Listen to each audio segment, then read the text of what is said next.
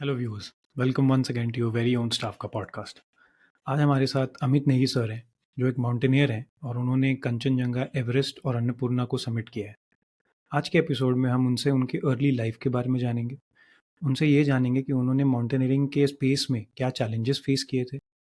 उनसे उनकी थोड़ी माउंटेनियरिंग की स्टोरीज जानेंगे और ये भी जानेंगे कि एज इंडियंस हम माउंटेनियरिंग को कैसे अप्रोच कर सकते हैं और जो एस्पायरिंग माउंटेनियर्स हैं वो किस तरीके से माउंटेनियरिंग के लिए प्रिपेयर कर सकते हैं। आशा करते हैं आपको ये एपिसोड बहुत पसंद आएगा। जय Hind. Thank you sir. Staff का पॉडकास्ट में आपका बहुत स्वागत है। तो सर, स्टार्ट करना चाहेंगे आपके अर्ली लाइफ के बारे में, थोड़ा जानना चाहेंगे कुछ, अगर आप बचपन के बारे में बता सके तो। वैसे तो बचपन मेरे पहाड़ों पे ही बीती है। और मैं वैसे ही छोटे से गांव, एक हिमाचल प्रदेश के डिस्ट्रिक्ट के नॉर्थ, जो छोटा सा गांव है बटसेरी सांगला वैली, मैं वहां से आता हूँ। हमारे बिल्कुल नियर बाई बॉर्डर्स लगते हैं, तिब्बत बॉर्डर और लेफ्ट साइड को उत्तराखंड गंगोत्री बॉर्डर। तो उस एरिया से उस पहाड़ और वहाँ पे जो माउंटेन है, जो किन्नर कैलाश रेंज है, जो आपके होली माउंटेन, जो मानसरोवर के बाद किन्नर कैलाश, उस एरिया से मैं आता हूँ। और मेरे जो बचपन पूरा वहीं बीता। और मेरे बचपन में मैं एज अ माउंटेनर तो नहीं था, दिस इज रियलिटी जो मैं जी। कहना चाहूंगा। मैंने शुरुआत एक स्पोर्ट्समैन के उस पे की थी, बचपन से एक एथलीट के उसमें। और उससे पहले एक छोटा सा बहुत शरारती मैं होता था कि स्कूल में, और बस पढ़ाई थोड़ी सी इतनी अच्छी नहीं थी, लेकिन ये कि चलो पढ़ाई के साथ साथ मैं स्पोर्ट्स पे ज्यादा फोकस रख रहा था मैं। जी सर।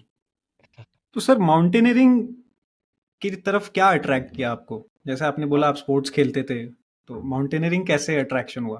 अ, मैं बताऊँ, माउंटेनिंग से पहले एक स्पोर्ट्स में एक ऐसा था कि आपको एक प्लस पॉइंट मिल जाता है कि आप एक हाई एल्टीट्यूड पे रहते हो, और आपका बहुत अच्छा प्रैक्टिस होता है, तैयारी बहुत अच्छी तरह से आप करते हो, और बार-बार आप उस माउंटेन्स को देखते हो। जब वो विंडो आप खोलते हो ना, दरवाजा खोलते हो जी। या घर के बालकनी में निकलते हो, तो सामने बहुत खूबसूरत वादियाँ, बहुत खूबसूरत माउंटेन जब आपको दिखता है, आपको लगता है नहीं यार, मतलब ऐसे ऐसे माउंटेन्स को क्लाइंब करने के लिए लोग आते हैं बाहर से। तो मैं सोचता था कि पहले शायद लोग यूँ फ्री क्लाइंबिंग या सोलो क्लाइंबिंग्स ऐसे सुने थे ज़्यादा। मैं डीपली मुझे कुछ चीज़ें पता नहीं था, मतलब माउंटेनियरिंग में बिल्कुल ज़ीरो था मैं। तो काफ़ी फॉरेनर्स आते थे। मैंने ये सोचा कि ये तो फॉरेनर्स का ही काम है, फॉरेनर्स ही क्लाइंब करते होंगे, क्योंकि किसी इंडियंस को ऐसे क्लाइंब करते हुए मैंने नहीं देखा बिल्कुल। एज़ अ मैंने सर्च तो किया था कि एज़ अ एवरेस्ट और स्नो पीक के ऊपर इंडियंस ज़्यादा क्लाइंब करते हैं। जो रॉकी माउंटेन्स है ना जी, रॉक क्लाइंबिंग जैसे, उनमें इंडियंस बहुत कम है, अब निकल रहे हैं, बहुत खुशी की बात है। तो वो चीज़ मैं हमेशा देख रहा था घर पे। और उसके बाद मैंने फिर एक बार सर्च किया ऐसे कि नहीं यार, कि हमारे जो पहाड़ी क्षेत्र में एक फ्लावर फेस्टिवल होता है। उन फ्लावर जी। फेस्टिवल में हम फूल लाने के लिए, ब्रह्म कमल लाने के लिए उस एल्टीट्यूड, हाई एल्टीट्यूड पे हम जाते हैं। और तो थोड़ा-थोड़ा मुझे भी लगा, जब मैंने पहली बार जब मुझे घर से छोड़ा गया कि ठीक है यार, मैं जाता हूँ। डैड ने कहा कि तुम जाओ फूल लेके आओ। तो उस एल्टीट्यूड, हाई एल्टीट्यूड पे जब मैंने देखा कि यार, जो क्लाउड जो नीचे है और आप क्लाउड से ऊपर, जो नज़ारे हैं ना, मैं सच बताऊँ बहुत खूबसूरत। तो लोग यहाँ आने के लिए इतने खुश हो रहे हैं। मैं जितना खुश हो रहा था, मुझे तो डबल खुशी हो रही थी कि यार वो किसके लिए आ रहे हैं, और अलग अनुभव। आपने अपना स्ट्रगल उसमें देखा, हार्ड वर्क देखा, टीम वर्क देखा, और आपस में आप लोग अपने जो दोस्तों के साथ कॉन्टैक्ट रहते थे कि कुछ भी अगर हो तो आप ही लोगों को सेव कर सकते हैं, और आपको कुछ होगा तो टीम आपको सेव करेगी। तो धीरे-धीरे जी। मुझे बड़ा इस चीज़ में आने का इंटरेस्ट लगा कि नहीं यार, ये मुझे आना चाहिए इस फ़ील्ड में भी। जी सर। तो सर, जैसे आप वो ब्रह्म कमल वाली बात बता रहे थे ना, तो जी। तो कितना एल्टीट्यूड था सर जो आप जाते थे वहाँ पे? कितना अ, एल्टीट्यूड होता था? ऑलमोस्ट मैं गया 5,500 मीटर ऑलमोस्ट, या 5,5200 मीटर, मतलब ऑलमोस्ट 5,000 मीटर से ऊपर, ऑलमोस्ट 16,000 17,000 फीट ऑलमोस्ट। ओके। हाँ जी, तो ये मतलब फ्लावर आपकी के लिए था। प्रैक्टिस बचपन में ही हो रही थी नहीं कि यही प्रैक्टिस तो हाँ। करियर चूज़ करना है, वो प्रैक्टिस पहले से ही हो रही थी आपकी? नहीं, वो पता नहीं था कि कि गोल इतना बड़ा जी। होगा। क्योंकि मैं जब वो प्रैक्टिस हुँ। चलो मेरे लिए क्या होता था, मैं एक एथलीट था। एथलीट में मैं धावक भी था, जिसमें मैं हमेशा कि ऑलवेज़ सोचता था कि नहीं यार कि इंडिया के लिए मेडल लाना है या किसी मतलब नेशनल के लिए, मतलब मेरे दिमाग में था कि इंडिया को रिप्रेज़ेंट करना है बस। तो वो प्रैक्टिस सबसे बेस्ट होता था, क्योंकि आपको जितना चढ़ाई आप चढ़ सकते थे। वो तो मेरे लिए चलो प्लस हुँ। पॉइंट हो गया कि माउंटेन में भी क्लाइंब करना है तो चढ़ाई व वेरी इंपॉर्टेंट मतलब जी। जी, तो सर जब आपने माउंटेनियरिंग का डिसाइड किया था, तो जैसे हम देखते हैं माउंटेनियरिंग में बहुत सारे एस्पेक्ट्स होते हैं। आप अच्छा गियर चाहिए होता है आपको और वो आपकी ट्रेनिंग बहुत एक्सटेंसिव करनी होती है बिकॉज़ आप माउंटेन्स क्लाइंब कर रहे हो। तो वो जी। डाउट्स थे उस चीज़ को लेके जब आप स्टार्ट कर रहे थे? हाँ, एक बात तो और अगर काफ़ी थे तो आपने ओवरकम कैसे किया उस चीज़ को? देखो, जब मैं माउंटेनियरिंग में जब आया मतलब मेरी शुरुआत हुई, तो थोड़ा-सा लगा, क्योंकि एक स्पोर्ट्समैन के अंदर क्या होता था कि आपको अच्छे शूज़ चाहिए, अच्छे आपको पूरी ट्रैक सूट या अच्छी चीज़ें चाहिए जो आपको मतलब या आप वॉलीबॉल खेल रहे हो, आप बास्केटबॉल खेल रहे हो, आप एक एथलीट हो।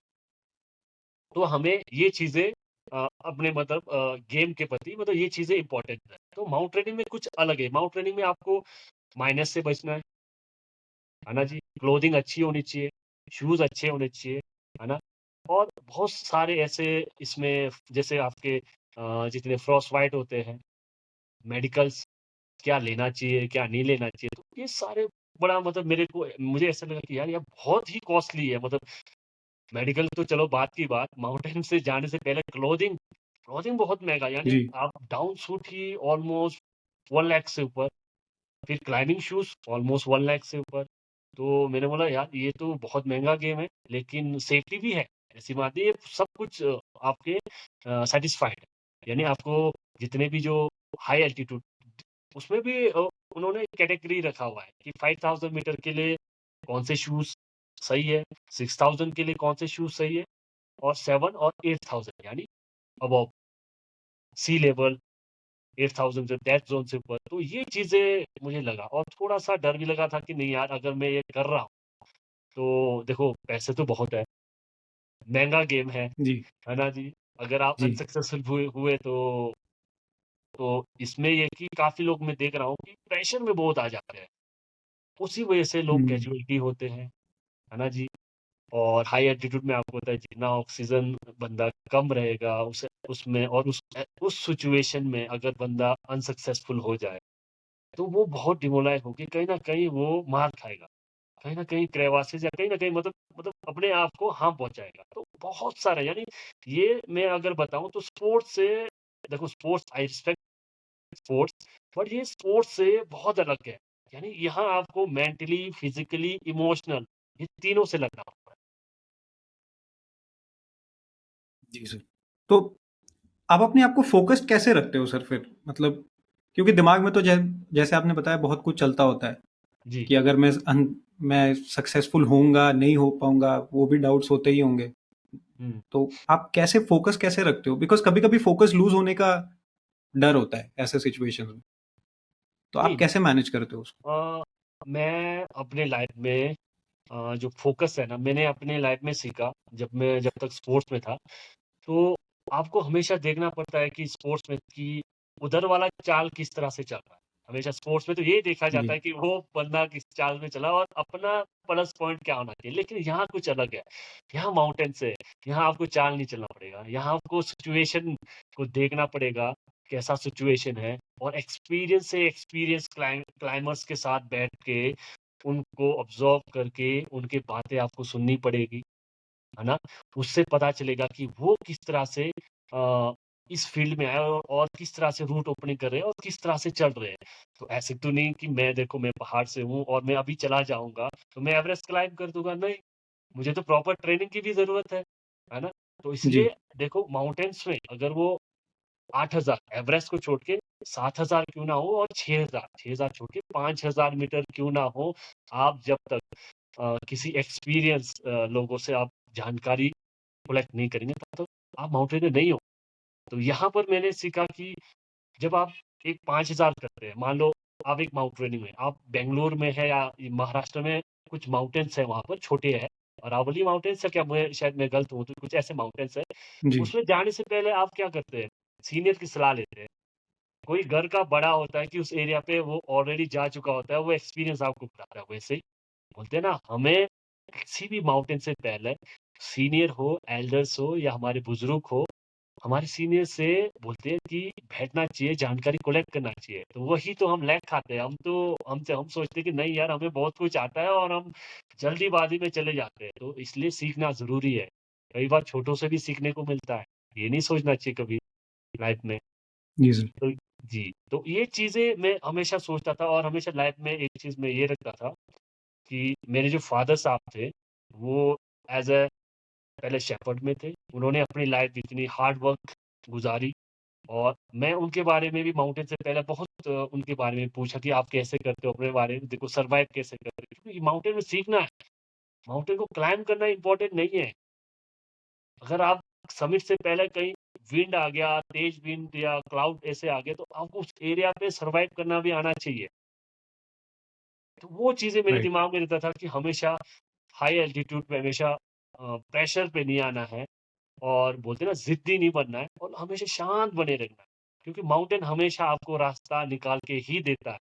बेशक वो समय लगता है, आधा घंटे बाद, 1 घंटे बाद वो क्लाउड या कुछ ना कुछ वो हट जाता है। इसलिए हमेशा अपने आप बॉडी को बोलते हैं ना, जल्दबाज़ी नहीं और हमेशा शांत रखो। जितना आप साइलेंट और अपने आप को, क्योंकि जितना प्रेशराइज़ करोगे तो ब्लड सर्कुलेशन बहुत बढ़ेगा। तो इसलिए मैं हमेशा अपने आप को कूल रखता हूँ और मेरी आदत ही है, माउंटेन में जाता हूँ तो मैं बस स्माइल रखता हूँ। मैं यही बोलता हूँ, यही सीखा है मैंने लाइफ़ में, जस्ट स्माइलिंग एंड क्लाइंब। जी सर।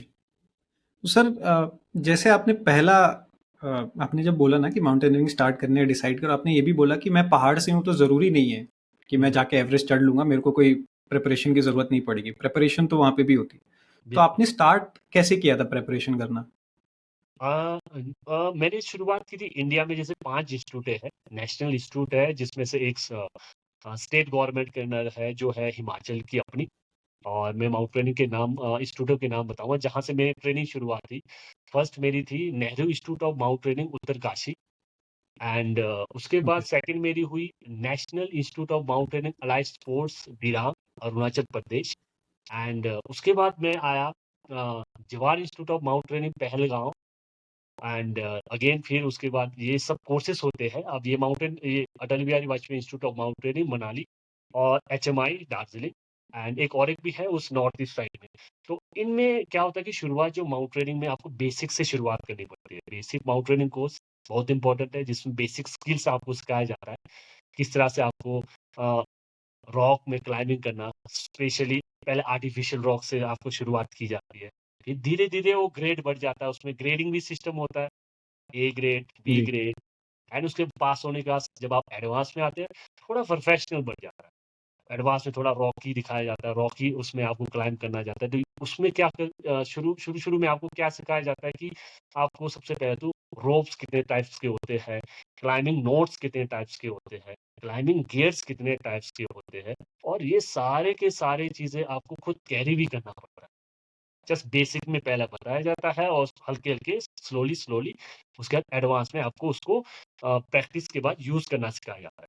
तो ये चीज़ें मैं अपनी लाइफ़ में देखा कि ये जितने भी जो ये इक्विपमेंट है, जितने भी जो आपके क्लाइंबिंग रोप्स है, ये इंडिया में नहीं बनती पहली बात, है ना? लोग कैसे सीखेंगे? तो चलो ये तो बहुत अच्छी बात है कि इतने सारे इंस्टीट्यूटों में अब जाके शुरुआत हो रही है। 1952 या के बाद जितने ना, तो लोग माउंटेनियरिंग फील्ड में और अच्छा कर रहे हैं क्योंकि हमारे इंडिया में 1/3 हिमालय है। बहुत अच्छे माउंटेनियर्स निकल रहे हैं, है ना? No doubt. वो पर्वतीय क्षेत्र से क्यों ना हो या नीचे दरातरी क्षेत्र से क्यों ना हो। तो उनके लिए एक अच्छा जी, प्लेटफ़ॉर्म इंस्टीट्यूट है, लोग जा रहे हैं, ट्रेनिंग कर रहे हैं। तो ये सारे इंस्टीट्यूटों से मैं basic, advance, MOI, search and rescue, alpine winter training and liaison officer मैं अभी पास आउट कंप्लीट कर चुका हूँ। तो थोड़े-थोड़े इन चीज़ों से मैं अभी सीख ही रहा हूँ। देखो ना, माउंटेनियरिंग में मैं ये ज़रूर कहूँगा कि मेरे सारे कोर्स कर लिए हैं ग्रेड में अल्फ़ा, लेकिन मैं तब तक परफेक्ट नहीं हूँ जब तक मैं माउंटेनियरिंग में उसको यूज़ ना करूँ। जी। जी, प्रैक्टिकल प्रैक्टिकल एक्सपोज़र है, ज़रूरी है। बहुत ही ज़रूरी है।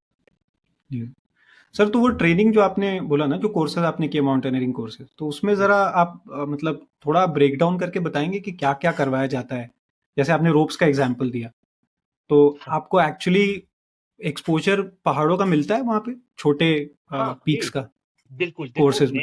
देखो मेरी शुरुआत हुई थी देखो घर से तो ऑलरेडी मैं माउंटेन देखता था, है ना?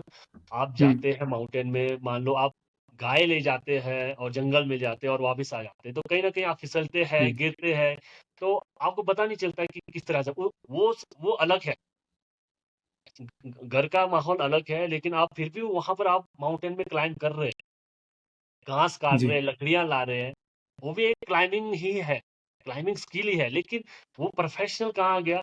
किसी इंस्टीट्यूट में आप सीख रहे हैं। मैंने ये किया, अगर यहाँ पर मैं ये चीज़ करके, रोप ये चीज़ करके मैं सेफली नीचे आ भी सकता था, और मैं जो रस्सियाँ, जो अपने क्या बोलते हैं, जो लकड़ियाँ हैं, जो घास है, उसको मैं नीचे भी ला सकता हूँ, और उसको कहीं कुछ ऐसी जगह में, और नदी से क्रॉस करना, वो चीज़ें ईज़िली मैं सीख सकता हूँ। जो हम करते हैं बस अपने जो कपड़े थोड़े ऊपर कर दिए और नदी क्रॉस कर दी, तो बहुत टेक्निकल चीज़ों में हम थोड़े वीक थे।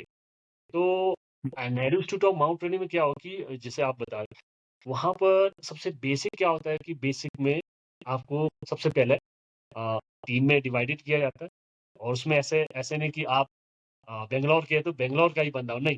बैंगलोर के हो तो हिमाचल के साथ, हिमाचल का हो उत्तराखंड, मतलब मिक्सअप, हर स्टेट के मिक्सअप रखेंगे एक ही साथ में।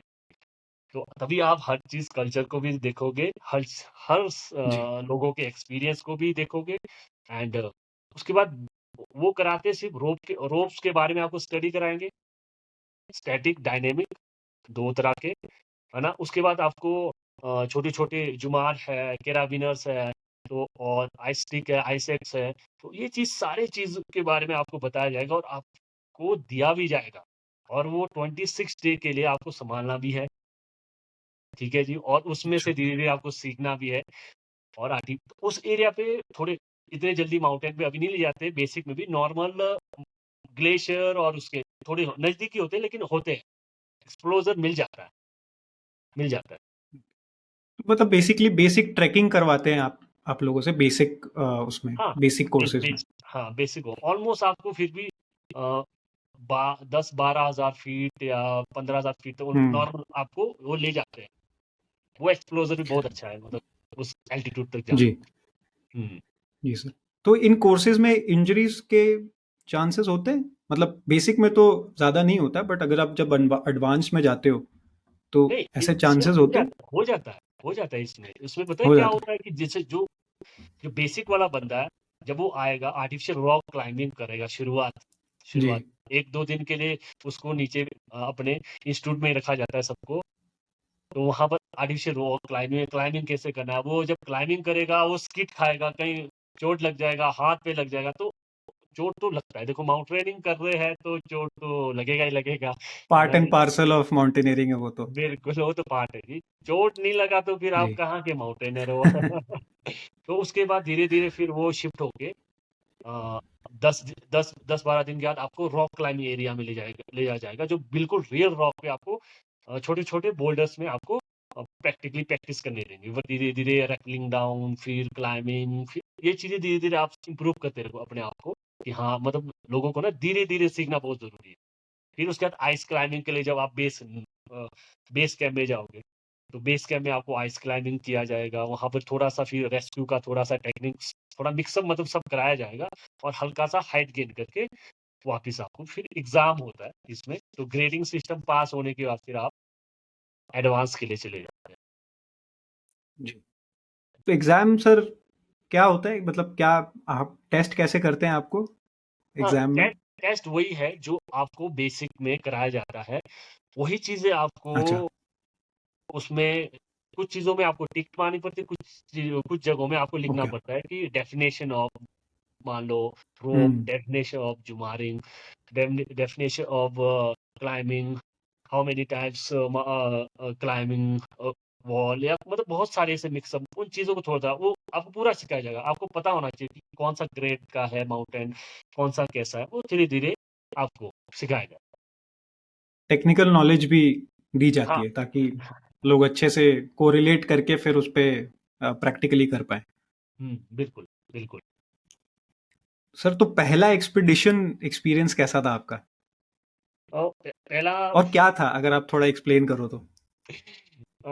मेरी लाइफ का पहला मतलब ये था कि जब मैं जो माउंटेन है वो ऑलमोस्ट तो कोर्सेज में ही हुआ था मेरा पहला कोर्सेज में। जी, जब मैं ओके। सर्च एंड रेस्क्यू के बाद मैंने एक कोर्स अल्पाइन विंटर ट्रेनिंग थी और हमारी, तो हमने वहाँ की एक डीकेडी टॉप किया था, द्रौपदी का डंडा 5-6 मतलब 5670 समथिंग 5600 कुछ उस एरिया का। और बहुत ही खतरनाक माउंटेन था उसका, रिच मतलब है, छोटी थी ऑलमोस्ट 18,000 फीट। और मैं आपको बताऊं वो मेरी लाइफ का, रात को जब हम चले थे मेरी हालत खराब हो गई थी। मैं आपको बताऊं हालत इतनी, मतलब मैंने सोचा यार मैं ऑलमोस्ट 8,500 फीट पे मैं रहता हूँ, है ना, और मैं क्लाइंबिंग कर रहा हूँ। और मैं सच बोलूं इतनी हालत खराब हुई, मैंने बोला भाई मैं कहाँ आया हूँ। मैं सच बोल रहा हूँ, मैं आपको बोलूं, यार घर घर की याद आ रही थी उस टाइम। लेकिन जब बोलते हैं ना लास्ट वाला जो पुश होता है, ऑलमोस्ट वो 100 मीटर का था, वो हमें 2 घंटे लगे। और जो टॉप पहुँचने का जो सुकून मिला, मैंने बोला यार इस सुकून के लिए, और वो सारा दर्द सारा खत्म। जो मैं दिमाग में सोच रहा था नेगेटिविटी, यार मैं क्यों आया हूँ, इस बड़े-बड़े क्रेवासों को मैं क्यों क्रॉस कर रहा हूँ, जब मैं टॉप पे पहुँचा, मुझे लग रहा था यार मुझे और इससे ऊपर जा।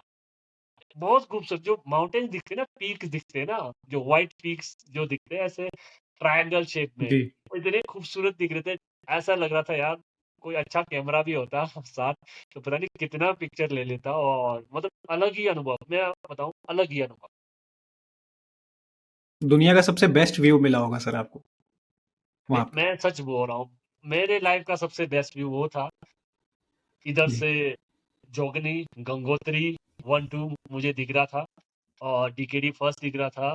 अराउंड जो द्रौपदी डंडा जो मतलब द्रौपदी डंडा बोलते हैं, वो काफ़ी लंबा उसका ग्लेशियर है, तो उसका केश ऐसा। और उसके नीचे हम लोग हमारी बेसिक एडवांस की ट्रेनिंग होती है, आइस क्लाइंबिंग होती है उत्तरकाशी में, उत्तराखंड में। तो बहुत खूबसूरत, मेरी लाइफ का सबसे बेस्ट। एंड इसमें थोड़ा-सा एक चीज़ ज़रूर बोलना चाहूँगा, जी क्लाइंब सर। करके खुश हूँ, लेकिन उसी माउंटेन में हमने बहुत से लोगों को खोए। अभी आपने सुना होगा 29 people are die in Nehru institute of mountaineering में अभी। तो मेरी एक बहुत बहुत अच्छी मेरी दोस्त थी सविता कंसोपाल जी भी, तो वो उस क्रेवास में वो नहीं रही। तो साउथ के भी काफ़ी थे, मुंबई के भी थे। तो 20 सबसे बड़ा कैजुअलिटी थी, कभी सोचा नहीं था। लेकिन बहुत, बहुत अच्छा एक्सपीरियंस था मेरे लिए तो। जी सर।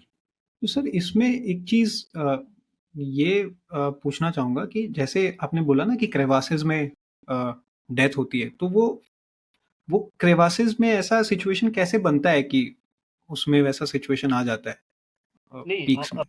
ये माउंटेन अनप्रेडिक्टेबल होता है, आप प्रिपेयर नहीं कर सकती इस चीज़ के लिए, कैसे होता है? नहीं, कई बार ये पता नहीं चलता, मैं आपको सच कहूँ, क्योंकि एक बार क्या होता है कि काफ़ी स्नोफॉल जब पड़ती है, क्रेवासिस हुँ, बंद हो जाते हैं। कई बार क्या हो जाते हैं वो क्रेवासिस खुले होते हैं, ऊपर वाली जो लेयर है वो ऐसा लगता है कि अब बंद होने के बाद शायद वो फ़ील होगी। तो वहाँ पर ही कई धोखा खा जाते हैं। देखो माउंटेन एक ऐसी चीज़ है, हम 100% नहीं कह सकते कि यार वहाँ इतना बड़ा क्रेवासिस मिलेगा। हम वैसे चेक करते हैं, बड़े-बड़े स्टिक से ऑलमोस्ट हमारे पास 7-7 फीट के स्टिक्स होते हैं बड़े-बड़े, हम उसको नीचे करते हुए हम टेस्टिंग करते जाते हैं। तो कुछ बार कई बार क्या होता है कि जो अगर आप कहीं अगर हिमाचल आए आए हो तो हिमाचल में ऐसे छत ऐसे बनता है, ठीक है?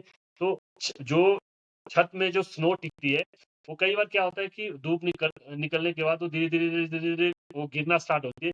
फिर लास्ट जो पैच होता है वो जो स्पीड में आता है वो पता नहीं चलता है। वो कई बार ना अच्छा। एवलांच टूट सकता है, स्लोप, वो आपको पता ही नहीं, मौका ही नहीं देगा वो। उस वजह से भी काफ़ी चीज़ें, मतलब ये कोशिश कर रहे हैं माउंटेनिंग फील्ड में और अच्छा इस चीज़ में इम्प्रूवमेंट करें। तो फिर भी माउंटेन है माउंटेन, कुछ नहीं कह सकते। जी। सर, आपके हिसाब से क्या कर सकते हैं इसको इम्प्रूव करने के लिए? देखो मैं इतना एक्सपीरियंस तो नहीं, लेकिन मैं इतना ज़रूर कहूँगा कि जी। हम लोग तो वैसे यही करते हैं कि जितना स्नोफॉल होती है तो ऑलमोस्ट 48 आवर्स या 72 आवर्स में आपको मूव नहीं करना पड़ता है। या मैंने एक काफ़ी डिस्कवरी उसमें देखा हुआ है कि वो लोग तो जस्ट एवलांचेस को हिट करते हैं, वो उसको जो डेंजर है उसको हिट करते हैं और गिरा देते हैं। तो यहाँ हम क्लाइंबिंग करने जा रहे हैं तो हम हमारे लिए नुकसान है। तो ऑप्शन तो ये है कि हमें अभी जिस तरह से टेक्नोलॉजी काफ़ी बढ़ रही है, तो शायद वो चीज़ें धीरे-धीरे इंडिया में भी यूज़ होनी चाहिए कि ग्लेशियर जो मेल्टिंग हो रहे हैं, इसकी स्पीड क्या है? वैसे कर भी रहे हैं और जो माउंटेन के अंदर या ग्लेशियर पे जाते हैं, तो मैं कोशिश में मेरी सोच ये है कि आप सबसे पहले गैप्स-गैप्स में लोगों को भेजें या 3 दिन 4-4 तो और डिस्टेंस रखें 2-3 घंटे का, तो एक साथ ही एक ग्रुप को ना भेजें क्योंकि कई बार कुछ अ, माउंटेन्स में हैंगिंग ग्लेशियर होते हैं, वो अगर टूट के आए तो पता भी नहीं चलेगा। तो इसलिए एटलीस्ट कोई टीम आगे है, कोई टीम काफ़ी पीछे है, तो इमीडिएटली आप रेस्क्यू भी कर सकते हैं। तो और बाकी बैकअप रेस्क्यू का होना बहुत ज़रूरी है हेली, जो अभी इंडिया में नहीं है इतना। अच्छा, हुँ। तो मतलब वो टेक्नोलॉजी इंडिया के बाहर है, बट इंडिया में भी आने में हाँ, थोड़ी-थोड़ी थोड़ा-सा आई है, जो मतलब अभी हाँ, पूरी नहीं हेली आई। जो हेली रेस्क्यू का जो मैं आपको बता रहा हूँ, हेली रेस्क्यू बहुत ज़रूरी जी, है क्योंकि आप 29 डेज़ अगर आप सर्च करोगे, तो 29 पीपल यार, तो बहुत लंबा समय लगा उनको यार और क्लाउड्स भी थे लेकिन एक होता है ना, टीम टाइम से वहाँ नहीं पहुँचना या बहुत कुछ ऐसे भी उस चीज़ से थोड़ा-सा हम लैग खा रहे हैं रेस्क्यू के मामले में जी सर। जो इंडियंस क्योंकि हमारे पास बहुत कुछ है। नेपाल देखो क्यों आगे है। अभी मैंने देखा अन्नपूर्णा में लाइक रेस्क्यू क्विकली आधे घंटे के बाद तो 3, 4, 5 हेलीकॉप्टर ऐसे आए और बचा दिया। लोग तभी 29 तो जॉइन सर किया। बहुत बड़ा नंबर हो गया। 29 तो मतलब काफ़ी बड़ा नंबर हो गया। और नहीं बहुत नेपाल में बहुत तो सर शेरपा लोग भी रहते हैं, तो वो तो बहुत ही एक्सपीरियंस्ड होते हैं माउंटेन्स के पर्सपेक्टिव में। नहीं, नहीं, बिल्कुल, बिल्कुल। देखो नेपाल इस समय बहुत अच्छा काम कर रहा है और हम इंडियंस भी नेपाल के कुछ रूल हम भी फॉलो करते हैं ट्रैकिंग का और काफ़ी चीज़ें हम फॉलो कर रहे हैं। तो मैं कोशिश कर रहा हूँ या द माउंटेन्स जी, ऑफ हिमालय जो हम प्रमोट कर रहे हैं, तो कि इंडिया में भी काफ़ी चीज़ें हो, इंडियन लोग इंडियन हिमालय भी करें। देखो एक नाम है, दुनिया की सबसे ऊँची चोटी, नाम है, बहुत ज़रूरी है। एक ओलंपिक खेलना आपके लिए बहुत ज़रूरी है स्पोर्ट्समैन के लिए, एक माउंटेनियर्स के लिए एक एवरेस्ट को पाना बहुत ज़रूरी है क्योंकि काफ़ी लोग कहते हैं यार क्यों एवरेस्ट में ऐसे रश है। तो मेरा जो मैंने खुद देखा है कि नहीं यार, एवरेस्ट एवरेस्ट है। अगर जो मर्ज़ी जो भी बोले, मैं बोला एवरेस्ट एवरेस्ट है, एवरेस्ट के बाद बेशक आप कुछ मत मत करो। भाई साहब अपनी लाइफ़ में जो गोल है माउंटेनिंग शुरुआत की है, तो उस गोल को तो एक्सेप्ट कर लो, करके आओ। स्पोर्ट्स में बोलते हो जी, ओलंपिक नहीं खेला इंडिया के लिए मेडल नहीं लाया तो क्या किया? तो वही हिसाब है हमारे लिए एवरेस्ट। तो एवरेस्ट मैं एवरेस्ट के लिए तो मेरे लिए ये है हाथ है बस। बाकी रिस्पेक्ट्स और बहुत जी सर। तो एवरेस्ट का एक्सपीरियंस अगर आप शेयर करो सर, कैसा था? हाँ, एवरेस्ट से पहले मेरी ये जो ट्रेनिंग हुई, मैं आपको बताऊँ एवरेस्ट जी, से पहले मेरी जी, जी। ट्रेनिंग कंप्लीट हुई थी तो हमारी मैसिव एवरेस्ट एक्सपीडिशन में मेरी सिलेक्शन हुई थी। तो हमने इंडिया की मैंने माउंटेन की थी, माउंट त्रिशूल 7120 मीटर गढ़वाल हिमालय में है, कुमाऊँ हिमालय में। तो इसका भी रेशो ऑलमोस्ट आप कंपैरिज़न तो नहीं कर सकते लेकिन उस इसका जो सक्सेसफुल रेशियो K2 की तरह ही है। 7120 या 23,000 फीट समथिंग तो बहुत ही मेरे लाइफ का मतलब 7,000 मीटर का पहला माउंटेन जो बहुत ही खतरनाक था एंड उसके बाद इंडिया के 6,000 मीटर दियो तिब्बा और काफ़ी ऐसे माउंटेन्स कर चुका हूँ। तो उसके बाद मुझे मौका जब मिला 8,000 मीटर जाने का, तो मैंने कभी सोचा नहीं था यार माउंट एवरेस्ट एक तो बोलते हैं ना कि मैंने शुरुआत की थी 2011 से एंड मैं क्लाइंब कर रहा हूँ 2021 इट्स अ बिग डिस जी, बोलते हैं ना बहुत लंबा 10 समय साल की प्रिपरेशन। बहुत तो इस समय 10 साल मैं आपको बताऊँ मैंने अपने लाइफ को इमोशनली जिया हूँ और बहुत सैक्रिफ़ाइस किए हैं, अपने गेम्स को लेके भी सैक्रिफ़ाइस किए हैं। तो जब मैं पहुँचा था वहाँ बेस कैंप से पहले ही, नेपाल तो पहुँचा ही था, उससे पहले ही कोविड आया था, आपको पता है? हाँ जी। 2021 कोविड इतना, तो मुझे ऐसे लग जी। रहा था कि नहीं यार, अब मुझे लग रहा है कि ये 10, 11, 12 साल ना निकल जाए। तो फाइनली हमारा जो फ्लैग ऑफ सेरेमनी हुई, किरण रिजिजू सर थे, खेल मंत्री उस समय, तो उन्होंने भेजा और जैसे ही नेपाल एंट्री हुई और वहाँ पर लुकला से स्टार्ट होती है आपका एवरेस्ट बेस कैंप ट्रैक, तो वहीं से बड़े-बड़े माउंटेन दिखना स्टार्ट हुआ और एक एवरेस्ट से पहले हमें लबुचे ईस्ट माउंटेन होता है जो ट्रेनिंग मतलब एक उस एरिया का 6000, क्योंकि हिमालय में हर 6000 का अपना अलग अनुभव और अलग एक्सपीरियंस या आपको मतलब बताता है वो। तो वहाँ से मैंने एवरेस्ट को जब देखा, मैं सच बोलूँ कि वो अलग ही एक बोलते हैं ना अट्रैक्ट शक्ति, अलग ही अनुभव। मैं भाई देखता रहा, मैंने कहा कि यार इस माउंटेन को हमने क्लाइंब करना है। मेरे साथ काफ़ी क्लाइंबर्स थे, इंडियन क्लाइंबर्स भी थे, शेर्पास भी थे, तो उन्होंने कहा कि this mountain we are climb very early. तो मैं देखती रहा हूँ, फिर उसके बाद हमने बेस कैंप पहुँचे और बेस कैंप में भी वही देखा। जब बेस कैंप पहुँचे मैं खुम्बू ग्लेशियर, मैंने बोला यार माउंटेन तो यहाँ पर बेस कैंप से जो एवरेस्ट का जो बिल्कुल टॉप है वो नहीं दिखता है। बेस कैंप से थोड़ा पीछे हुँ। काला पत्थर है या जो पमोरी वाला जो बेस कैंप है वहाँ से जो बैक वाला, क्योंकि जो एवरेस्ट है, ये है, एवरेस्ट के सामने लौला पीक है, बिल्कुल, और लौला पास, और उसके बिल्कुल इस साइड को लोत्से माउंटेन और नुब्से माउंटेन। तो बिल्कुल ही आप करीब है बेस कैंप के, आपको एवरेस्ट का टॉप नहीं दिख रहा है। जहाँ से अगर आप आ रहे हैं ट्रैक करके तो वहाँ से आपको दिखेगा। और मैं खुम्बू ग्लेशियर देखा और हमारा अ, स्वागत हुआ बहुत अच्छा, बहुत बहुत इतना काम करते हैं यार नेपाल के वहाँ पर, बहुत मतलब आउटस्टैंडिंग। अब तो नेटवर्क भी आप तो कॉलिंग भी कर सकते हैं बेस कैंप से। और उसके बाद पहली हमारी शुरुआत थी खुम्बू ग्लेशियर क्रॉस, तो मेरी लाइफ का सबसे खतरनाक बोलते हैं ना खुम्बू ग्लेशियर, क्योंकि जब पहले दिन ही हम जा रहे थे 50% पहुँचते ही हमारा जो लैडर था वो टूट गया था। लैडर आप समझते हैं ना, जो क्रेवासिस के ऊपर लगाया जाता है, जो जी। एल्युमिनियम की होती है, वेरी बहुत लाइट। तो मैं सोच रहा था यार अब तो 11 साल लगाते हैं, अब कुंभू से भी आगे जाने का मौका नहीं मिल रहा है यार। मतलब माउंटेन इतना, मतलब वो ज़िद्दी कैसे हो सकते हैं हमारे साथ जा रहा, मतलब हमारे साथ इतना नाइंसाफ़ी कैसे करें? तो वही थोड़ा इमोशनल था, वापस आए हम। तो 1-2 दिन के बाद फिर उन्होंने कहा कि वो लेटर फिर लग गए हैं, आइस डॉक्टर जो प्रोफेशनल जो शेफ़ाज़ है उन्होंने लगाया था। जैसे हम वहाँ पर एक पॉइंट है, खुम्बू ग्लेशियर जब क्रॉस करते हैं, पॉपकॉर्न पॉइंट और फुटबॉल ग्राउंड। पॉपकॉर्न पॉइंट यानी एक जो बीच का गली है, जो साइड से काफ़ी ग्लेशियर टूट के आ जाते हैं और टुकड़े हो जाते हैं, उसको पॉपकॉर्न पॉइंट कहते हैं। तो वहीं मैंने सीखा, मैंने बोला पॉपकॉर्न पॉइंट क्या होगा? वो जब देखा पॉपकॉर्न पॉइंट यानी आप दिल्ली, मुंबई में, बैंगलोर में जो बड़े-बड़े आप बिल्डिंग देख रहे हो ना, इतने बड़े-बड़े थे वो मुझे इतने बड़े-बड़े दिख रहे थे वो टुकड़े 3-3 मंजिल, 4-4 मंजिल के।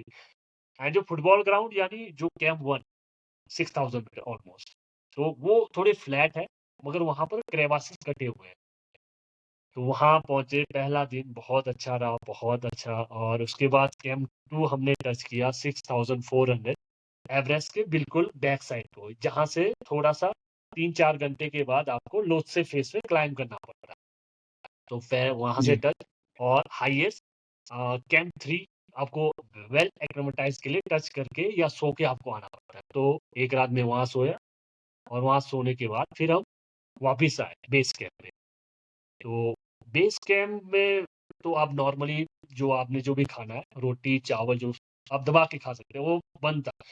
उस एल्टीट्यूड पे आपको रोटी खाना यानी ऑक्सीजन लेवल 0, मतलब बहुत कम, तो रोटी पचाने के लिए आपको ऑक्सीजन भी चाहिए अच्छा। तो ये चीज़ें फिर करते-करते फिर वापिस, एंड उसके बाद नेक्स्ट डे जब हमने शुरुआत की थी, तो बीच-बीच में काफ़ी अ, शेर्पाज़ की भी कैज़ुअल्टी हुई, तो काफ़ी बैड न्यूज़ भी चल रहा था। और साथ में कोविड का समय भी ऐसा था, तो हमें बहुत मतलब बोलते हैं ना मेंटली, फिज़िकली, इमोशनली मतलब बहुत कुछ हमारे को देखने को मिला। मतलब एवरेस्ट बेस कैंप में कभी सोचा नहीं कि एक ही जगह पे आपको वो सब कुछ मिलेगा। यानी आपको अपनी लाइफ़ की सच्चाई देखने को मिलेगी कि भाई मौत है, एक्सेप्ट करो। लाइफ़ है, एक्सेप्ट कर लो। स्माइलिंग है, एक्सेप्ट करो। तो ये चीज़ें देखो ना एक ही जगह में आपको मिल रहा है सब कुछ।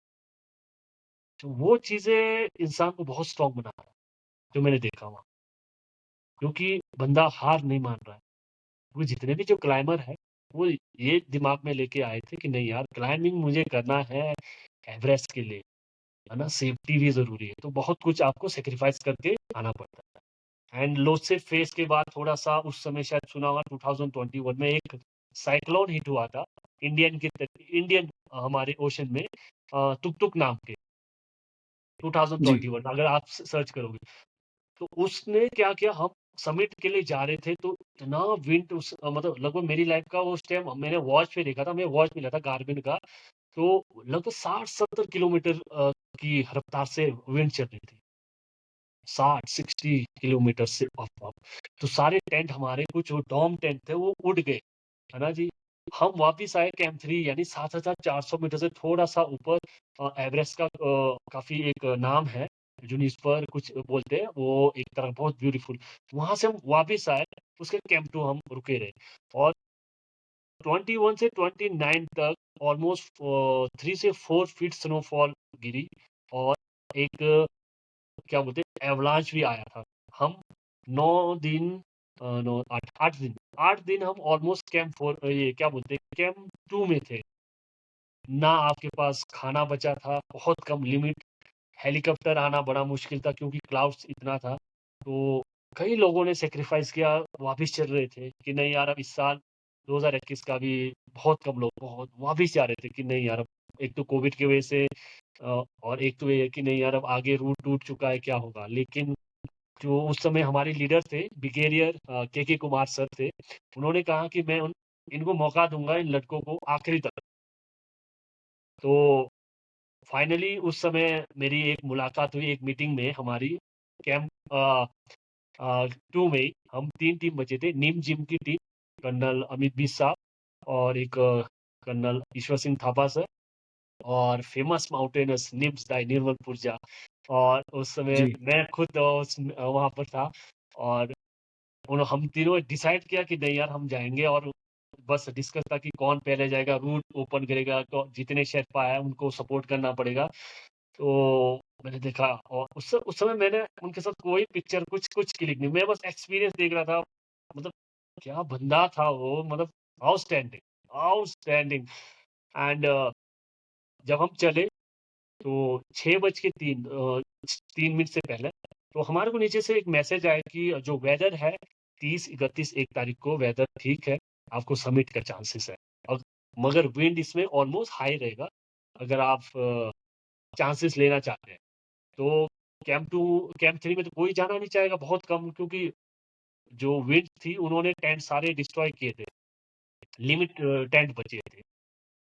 तो ह हमारी जो टीम से डिस्कस हुई तो मैंने डिसाइड किया कि नहीं जी मैं कैंप 2 से कैंप 4 जाऊँगा, कैंप 3 अवॉइड करूँगा और मैं आपको बताऊँ कैंप 2 6400 मीटर और 8000 मीटर पे पहुँचना, कैंप 4 तो मैंने कैंप 3 अवॉइड किया, 8 घंटे में मैं पहुँचा कैंप 4 डेथ ज़ोन और उसी बीच में नीम दाई रूट ओपनिंग कर रहे थे और मैं भी उनके साथ जुड़ गया और एक वीडियो मैंने बोला अब है यहाँ, यहाँ मिलते हैं और यहीं पे बंदे से बोलते हैं कि मैं आपका बड़ा फैन हूँ और मैं इतना पागल जी, मैं सच बोलूँ और मैं चाहूँ तो नीचे भी मैं बात कर सकता था कैंप 4 में इतना मौका मिला था। लेकिन मैंने उस लोत्से फेस में 7000 ऑलमोस्ट 7600 मीटर 76 मीटर पे ऑलमोस्ट 40 डिग्री एंगल पे मैंने अपना गोप्रो निकाला और मैंने बोला आई एम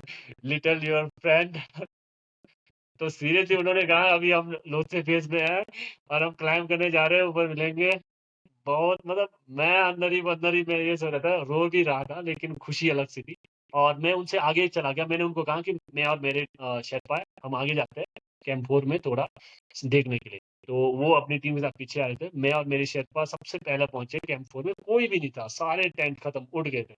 और वो भी मैं ऑलमोस्ट 6:30 पहुँचा, 6:30 बजे से मैं चला था, तो 1:30 तक। वो भी वीडियो मैंने बनाई थी और सारे कैंप 4 में डिस्ट्रॉय, खत्म। मतलब कैंप 4 ऐसा लग रहा था, सबसे पहले तो मैं क्या बताऊँ, डर भी लग रहा था, लेकिन पूरा पूरा मतलब पूरे टेंट खत्म, ऑक्सीजन सिलेंडर्स भी कुछ जगह जो बाँधे हुए थे वो दिख रहे थे काफ़ी। मतलब मैं बताऊँ ना, मैं सोच रहा था कि अब सोए तो सोए कहाँ? तो एक छोटा-सा टेंट था बर्फ से ढँवा हुआ, तो उसको थोड़ा साफ करने से लगा कि वो एक पता नहीं कौन-सी कंट्री का था वो, तो हम उसमें बैठ गए, मैं और मेरा शर्मा। तब तक फिर निमताई भी आ गए और उन्होंने भी फिर कुछ टेंट एक्स्ट्रा लाए थे। उन्होंने कहा कि आपको ज़रूरत है तो प्लीज़ बताइए, आपकी टीम तो उस समय तो थोड़ा मैं शूट नहीं कर पाया, लेकिन उन्होंने कहा कि ठीक है, आप रेस्ट कीजिए, आज शाम को 8:30 बजे के बाद हमने मूव करना है। तो मेरे अंदर ये था कि अपने शेफ़ा को बोला कि ठीक है, मैं थोड़ा रेस्ट करता हूँ। थोड़ा रेस्ट किया और 6:30 बजे 6, 7 और 8, 8 साढ़े 8 बजे का ऑलमोस्ट सारे रेडी हो गए कैंप 4 में रात के वक़्त। और नीमताई की टीम भी आगे चलने लगी। ऑलमोस्ट 100 मीटर के बाद नीमताई की टीम में जो फॉरनर्स थे, वो थोड़े स्लो हो गए और मेरा शेरपा था, पूर्वा दोरजे शेरपा, और मेरे साथ एक राजस्थान के भी थे, Neeraj Chaudhary sir, government officer. तो वो स्लोली-स्लोली हमने आगे-आगे क्रॉस किया उनको। और उस समय क्या हो गया, वो 100 मीटर के बाद उन्होंने कहा कि अगर आपको जाना है, तो आपको खुद रूट ओपनिंग करना पड़ेगा। तो मैं वहाँ डर गया कि यार, अब कैसे रूट ओपनिंग करना? क्योंकि रूट ओपनिंग करना मैंने देखो सिर्फ़ नॉर्मली जो छोटे माउंटेन में सीखा तो था, अब ये है 8000 मीटर, वो मतलब उससे भी और टफ माउंटेन। तो मेरे शेर्पा ने कहा कि अगर आप रेडी हैं, ठीक है, तो हम आगे चलते हैं। तो मैं आपको बताऊँ, मैं और मेरे शेर्पा आगे बढ़ते रहे और बालकनी में हमारी ऑक्सीजन सिलेंडर चेंज हो जाती है। सबसे पहले वहाँ बालकनी में पहुँचे अ, ऑलमोस्ट 12 कुछ बजे। एंड उसके बाद स्पीड चलती रही और बीच में मेरे शेफ़ा ने कहा कि आपने डरना नहीं, क्योंकि यहाँ किसी की अभी कैज़ुअल्टी हुई है, जस्ट अभी 1 हफ्ते पहले। तो वो शायद मेरे ख़्याल से पता नहीं कौन-सी कंट्री के, मैं थोड़ा-सा फुल भूल गया हूँ। उनकी बॉडी थी साउथ समिट में, मेरे आँखों के सामने डेड बॉडी थी। वो भी जस्ट 1 हफ्ते पहले। थोड़ा-सा डर भी लग रहा था और चल रहे थे और तिब्बत साइड से मून आया, बहुत खूबसूरत। और वो मून राइट साइड को था, जहाँ से मुझे मेरे शर्पा ने कहा कि मैं थोड़ा डर गया था कि वहाँ वहाँ कुछ एक बड़ा जैसा कुछ वो ब्लैक जैसा कुछ दिखा था मुझे। तो तब थोड़ा ध्यान से देखा तो माउंटेन था, वो माउंटेन था। मैं थोड़ा डर गया था क्योंकि एवरेस्ट के बिल्कुल सामने मकालू दिखता है आपको, वर्ल्ड की 4थी हाईएस्ट जी। माउंटेन। वो मतलब इतना बड़ा, मतलब मैं खुद डर गया था। एक होता है ना कि आप अचानक में या किसी से उसमें थोड़ा-सा हल्का देंगे तो एकदम डर जाते हो कि ये जो छाया जैसा ये क्या आया? तो मेरे शर्मा ने कहा कि this is Makalu 4th highest mountain और this this back side in my home town. तो मैंने बोला यार क्या बात है! तो धीरे-धीरे खुशी। और हिलेरी स्टेप में मेरे शेर्पा का ऑक्सीजन थोड़ा कुछ खराब हो गया, खत्म हो गया था, तो वो दूसरा ऑक्सीजन लगा रहे थे, तो हम आधा घंटा बैठे। अब आप सोचो आधा घंटा कौन बैठता है हिलेरी स्टेप में? मैं सच बोल रहा हूँ, हम तो हँस रहे हैं, मज़ाक कर रहे हैं, लेकिन वो प्रॉब्लम क्या है, जो जो ऑक्सीजन सिलेंडर का जो चूड़ी होता है ना, वो नहीं जा रहा था। तो वो लगाते-लगाते वो शायद ना कहीं हल्का टूट गया था, वो शायद नया ऑक्सीजन सिलेंडर। मैं खुद डर गया था। भाई प्लीज़, ऊपर वाले से दुआ कर रहा था, शेरपा दाई का ऑक्सीजन सिलेंडर लगना चाहिए, नहीं तो हिलेरी स्टेप से वापिस बेस कैंप। यानी आप ऑलमोस्ट 2 या 3 घंटे समिट आपको चांस मिलेगा भी नहीं। तो उसने जैसे करते बड़े अच्छी तरह से कोशिश किया और उन्होंने कहा कि ठीक है, आप चलते हैं। उस टाइम 3:30 कुछ बजे थे, मुझे याद है। 3:30 4 साढ़े। तो फिर स्लोली हिलेट स्टेप ऐसा है, काफ़ी रॉकी पार्ट। फिर हौले-हौले चलते-चलते 4 बज के 13 मिनट में सनराइज़ हो रहा था। उस टाइम लोग सोए होते हैं। जी, जी। मेरी लाइफ़ का बिल्कुल। मतलब मैं क्या बताऊँ, मतलब मैंने सबसे पहला सनराइज़ देखा। मैं इतना खुश था, मैं बोल रहा था यार और क्या चाहिए मेरी लाइफ़ का। एंड स्लोली जब पहुँचे टॉप पे, मैं और मेरा शेर्पा था, बाकी कोई नहीं थे। वॉकी-टॉकी पे मैंने मैसेज किया कि वी आर टॉप। तो 4 बज के साढ़े 4 और 5 बजे के करीब ऑलमोस्ट हम टॉप पे थे, दुनिया की सबसे ऊँची चोटी पे। और जो सनराइज़ और विंड चल रही थी थोड़ी, काफ़ी हवा चल रही थी। और मैं वो आधा घंटा कुछ नहीं बोल पाया। मैं इमोशनली मतलब इतना रोया, मैं शायद ज़िंदगी में नहीं रोया होगा, हँसते हुए वो भी। मेरे शेफ़ा ने कहा कि हँसते हुए, रोते हुए पहली पहली बार देखा यह। बहुत नहीं, मतलब नहीं सर, वो ओवरवेलमिंग इतने मेहनत के बाद जब आप समिट पे पहुँचते हो तो पता ही नहीं चलता कभी-कभी कि मैं हँसूँ या रोऊँ, तो दोनों एक साथ निकलते हैं। मैं सच में मैं उस समय मैं आपको सच्ची बात बताऊँ, उस समय मुझे वो मेरा जो 10 साल है ना, वो पता नहीं क्यों याद जी, आ रहे थे कि फ्लैशबैक हो रहा 2003 था आपको 10 मतलब साल। एकदम मेरे लाइफ में 2011, 12, 13, 14 मतलब सारे मतलब और जितना जो मेरी लाइफ में मैंने सैक्रिफाइस किए, कुछ समय एक टाइम नेशनल के लिए मैं नहीं जा पाया, तो वो सारा मतलब याद आ रहा मुझे मतलब तो बाद में मुझे क्या याद आ गया जब मैंने कंट्री का किया ना, तो यार मैं कंट्री के लिए ही तो कर रहा हूँ। स्पोर्ट्स भी तो जी, कंट्री फ्लैग के लिए तो करना था मैंने। और जो फ्लैग था वो सच में मतलब मैं सोच रहा था कि यार ये मैंने अब कर लिया कंट्री के लिए। जी सर। तो सर आपसे ये जानना चाहेंगे जब आपने सबमिट कर लिया, ठीक है?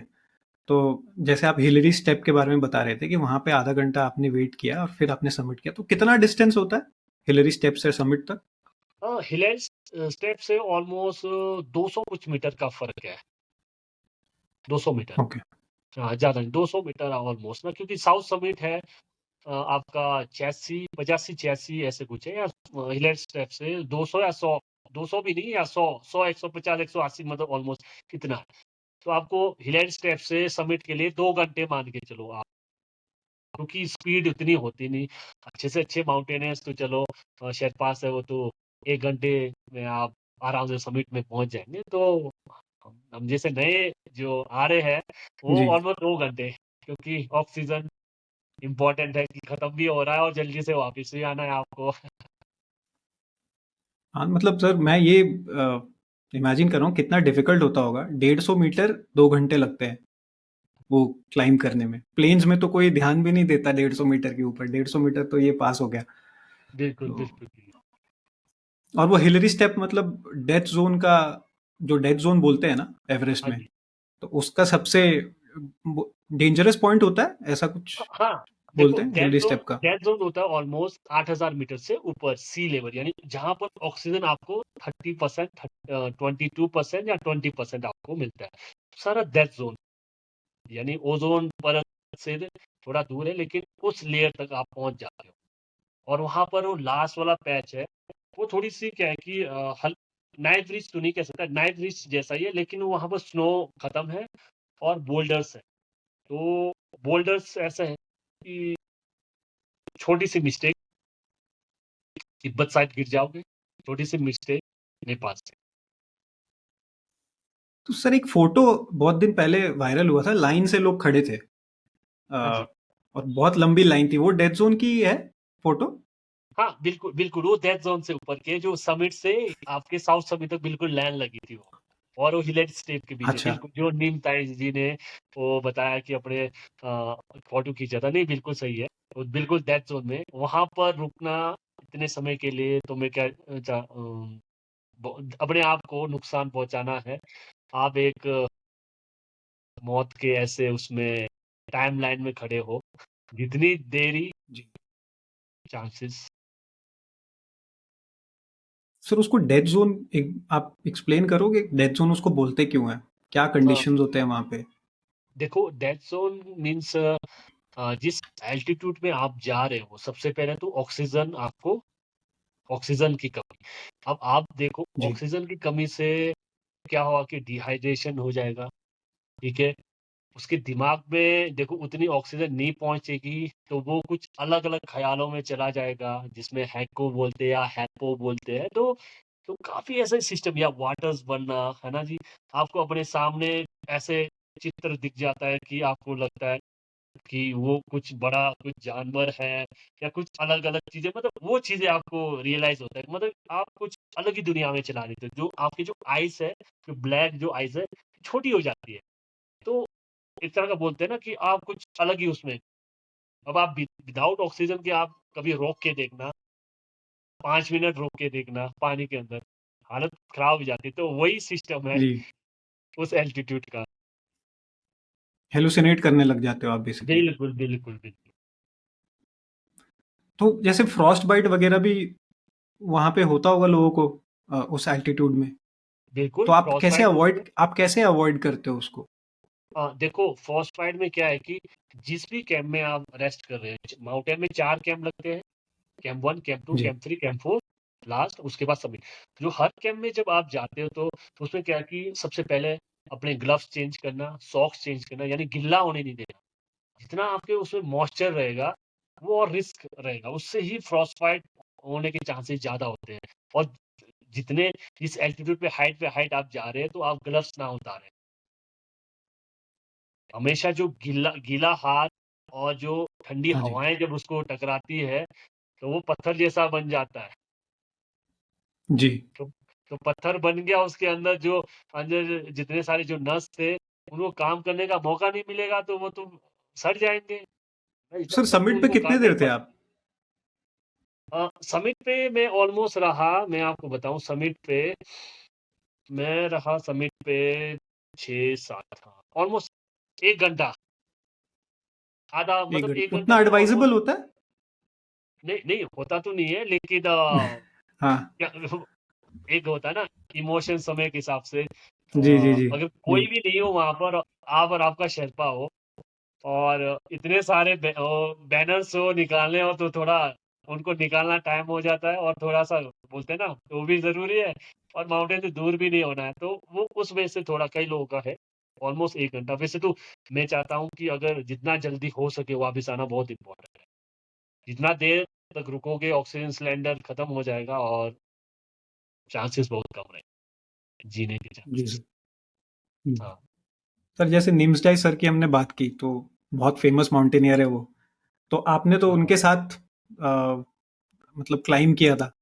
तो ऐसा क्या है जो उनको इतना जैसे उन्होंने अभी 14 पीक्स क्लाइंब किया था, सेकंड फास्टेस्ट हो गया, अब तो कुछ दिन पहले तक वो फास्टेस्ट हुआ करता था। तो ऐसा क्या हुँ, है जो उनको इतना लेजेंडरी फिगर बना देता है माउंटेनियरिंग फील्ड में? हाँ। देखो आपको ये ऐसा क्या? क्वेश्चन आपने बहुत अच्छा। देखो उसको क्यों बनाया जाता है लेजेंडरी? देखो सबसे पहले तो उसने अपनी एक कम्युनिटी को स्ट्रॉन्ग करने के लिए कहा, देखो बनाया। सबसे पहले वो क्या है कि यूके आर्मी में चला गया था नेपाल से। देखो उस इलाके में देखो जॉब की अपॉर्च्युनिटी नहीं है सबसे पहले। कितने ही लोग क्लाइंबिंग करेंगे, है ना जी? और नेपाल धीरे-धीरे उभर रहा है इकोनॉमी में और सबसे ज़्यादा उसका इकोनॉमी अब ज़्यादातर टूरिज़्म में भी है, एवरेस्ट में बहुत ज़्यादा है। तो उनका मुझे लगा कि उससे पहले भी एक बार करके आ चुके थे, एवरेस्ट भी किया था मुझसे और उसके बाद जब वापस आए उनका दिमाग में ये था कि नहीं यार मैं जितने भी जो यहाँ पर माउंट ट्रेनिंग जो हमारी कम्युनिटी है, उनके लिए कुछ अलग या नया करके जाऊँ क्योंकि लोग पे करते हैं, एक फिक्स रेट नहीं है। एक फिक्स जी, रेट आप समझ सकते हो ना कि इतना होना चाहिए कि एक अच्छे से अच्छे गाइड का, अच्छे से अच्छे जो एवरेस्ट आपको ले जा रहा है, आपको बेस कैंप अच्छा प्रोवाइड कर रहा है, तो कुछ ना कुछ मतलब फैसिलिटी के साथ-साथ थोड़ा-सा मतलब आपको जो शेर्पा है उसकी लाइफ है, उसने अपने बच्चे भी देखने हैं। तो उस वजह से उसने कहा कि नहीं यार जो जो वर्ल्ड की जो 14 माउंटेन में से जो 7 माउंटेन है वो नेपाल में है ना? बहुत अच्छी सोच, है ना? और अपने लोगों को इस फ़ील्ड में और लाने क्योंकि मैंने बीच में सुना था नीमदाई से पहले कि काफ़ी लोग अब देख रहे थे कि नहीं यार अब देखो माउंट ट्रेनिंग लोग करते हैं अच्छी बात है, लेकिन कैजुअलिटी बहुत हो रही थी और लोग अपने बच्चों को इस फ़ील्ड से थोड़ा-सा हटा के स्टडी के लिए यूके भेज रहे थे, बाहर भेज रहे थे। तो ये भी है आपको अगर आप जाएँगे ये चीज़ अभी भी है क्योंकि देखो एजुकेशन बहुत ज़रूरी है आने वाले टाइम में, पैसे भी ज़रूरी है।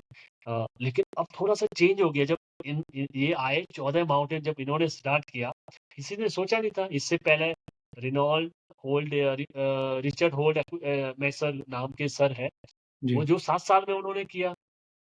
तो उन्होंने 7 साल में करने के बाद 14 माउंटेन लोगों ने क्यों नहीं अप्लाई किया? अब आप ही सोचो ना, वो पहले तो नींव से पहले वही थे।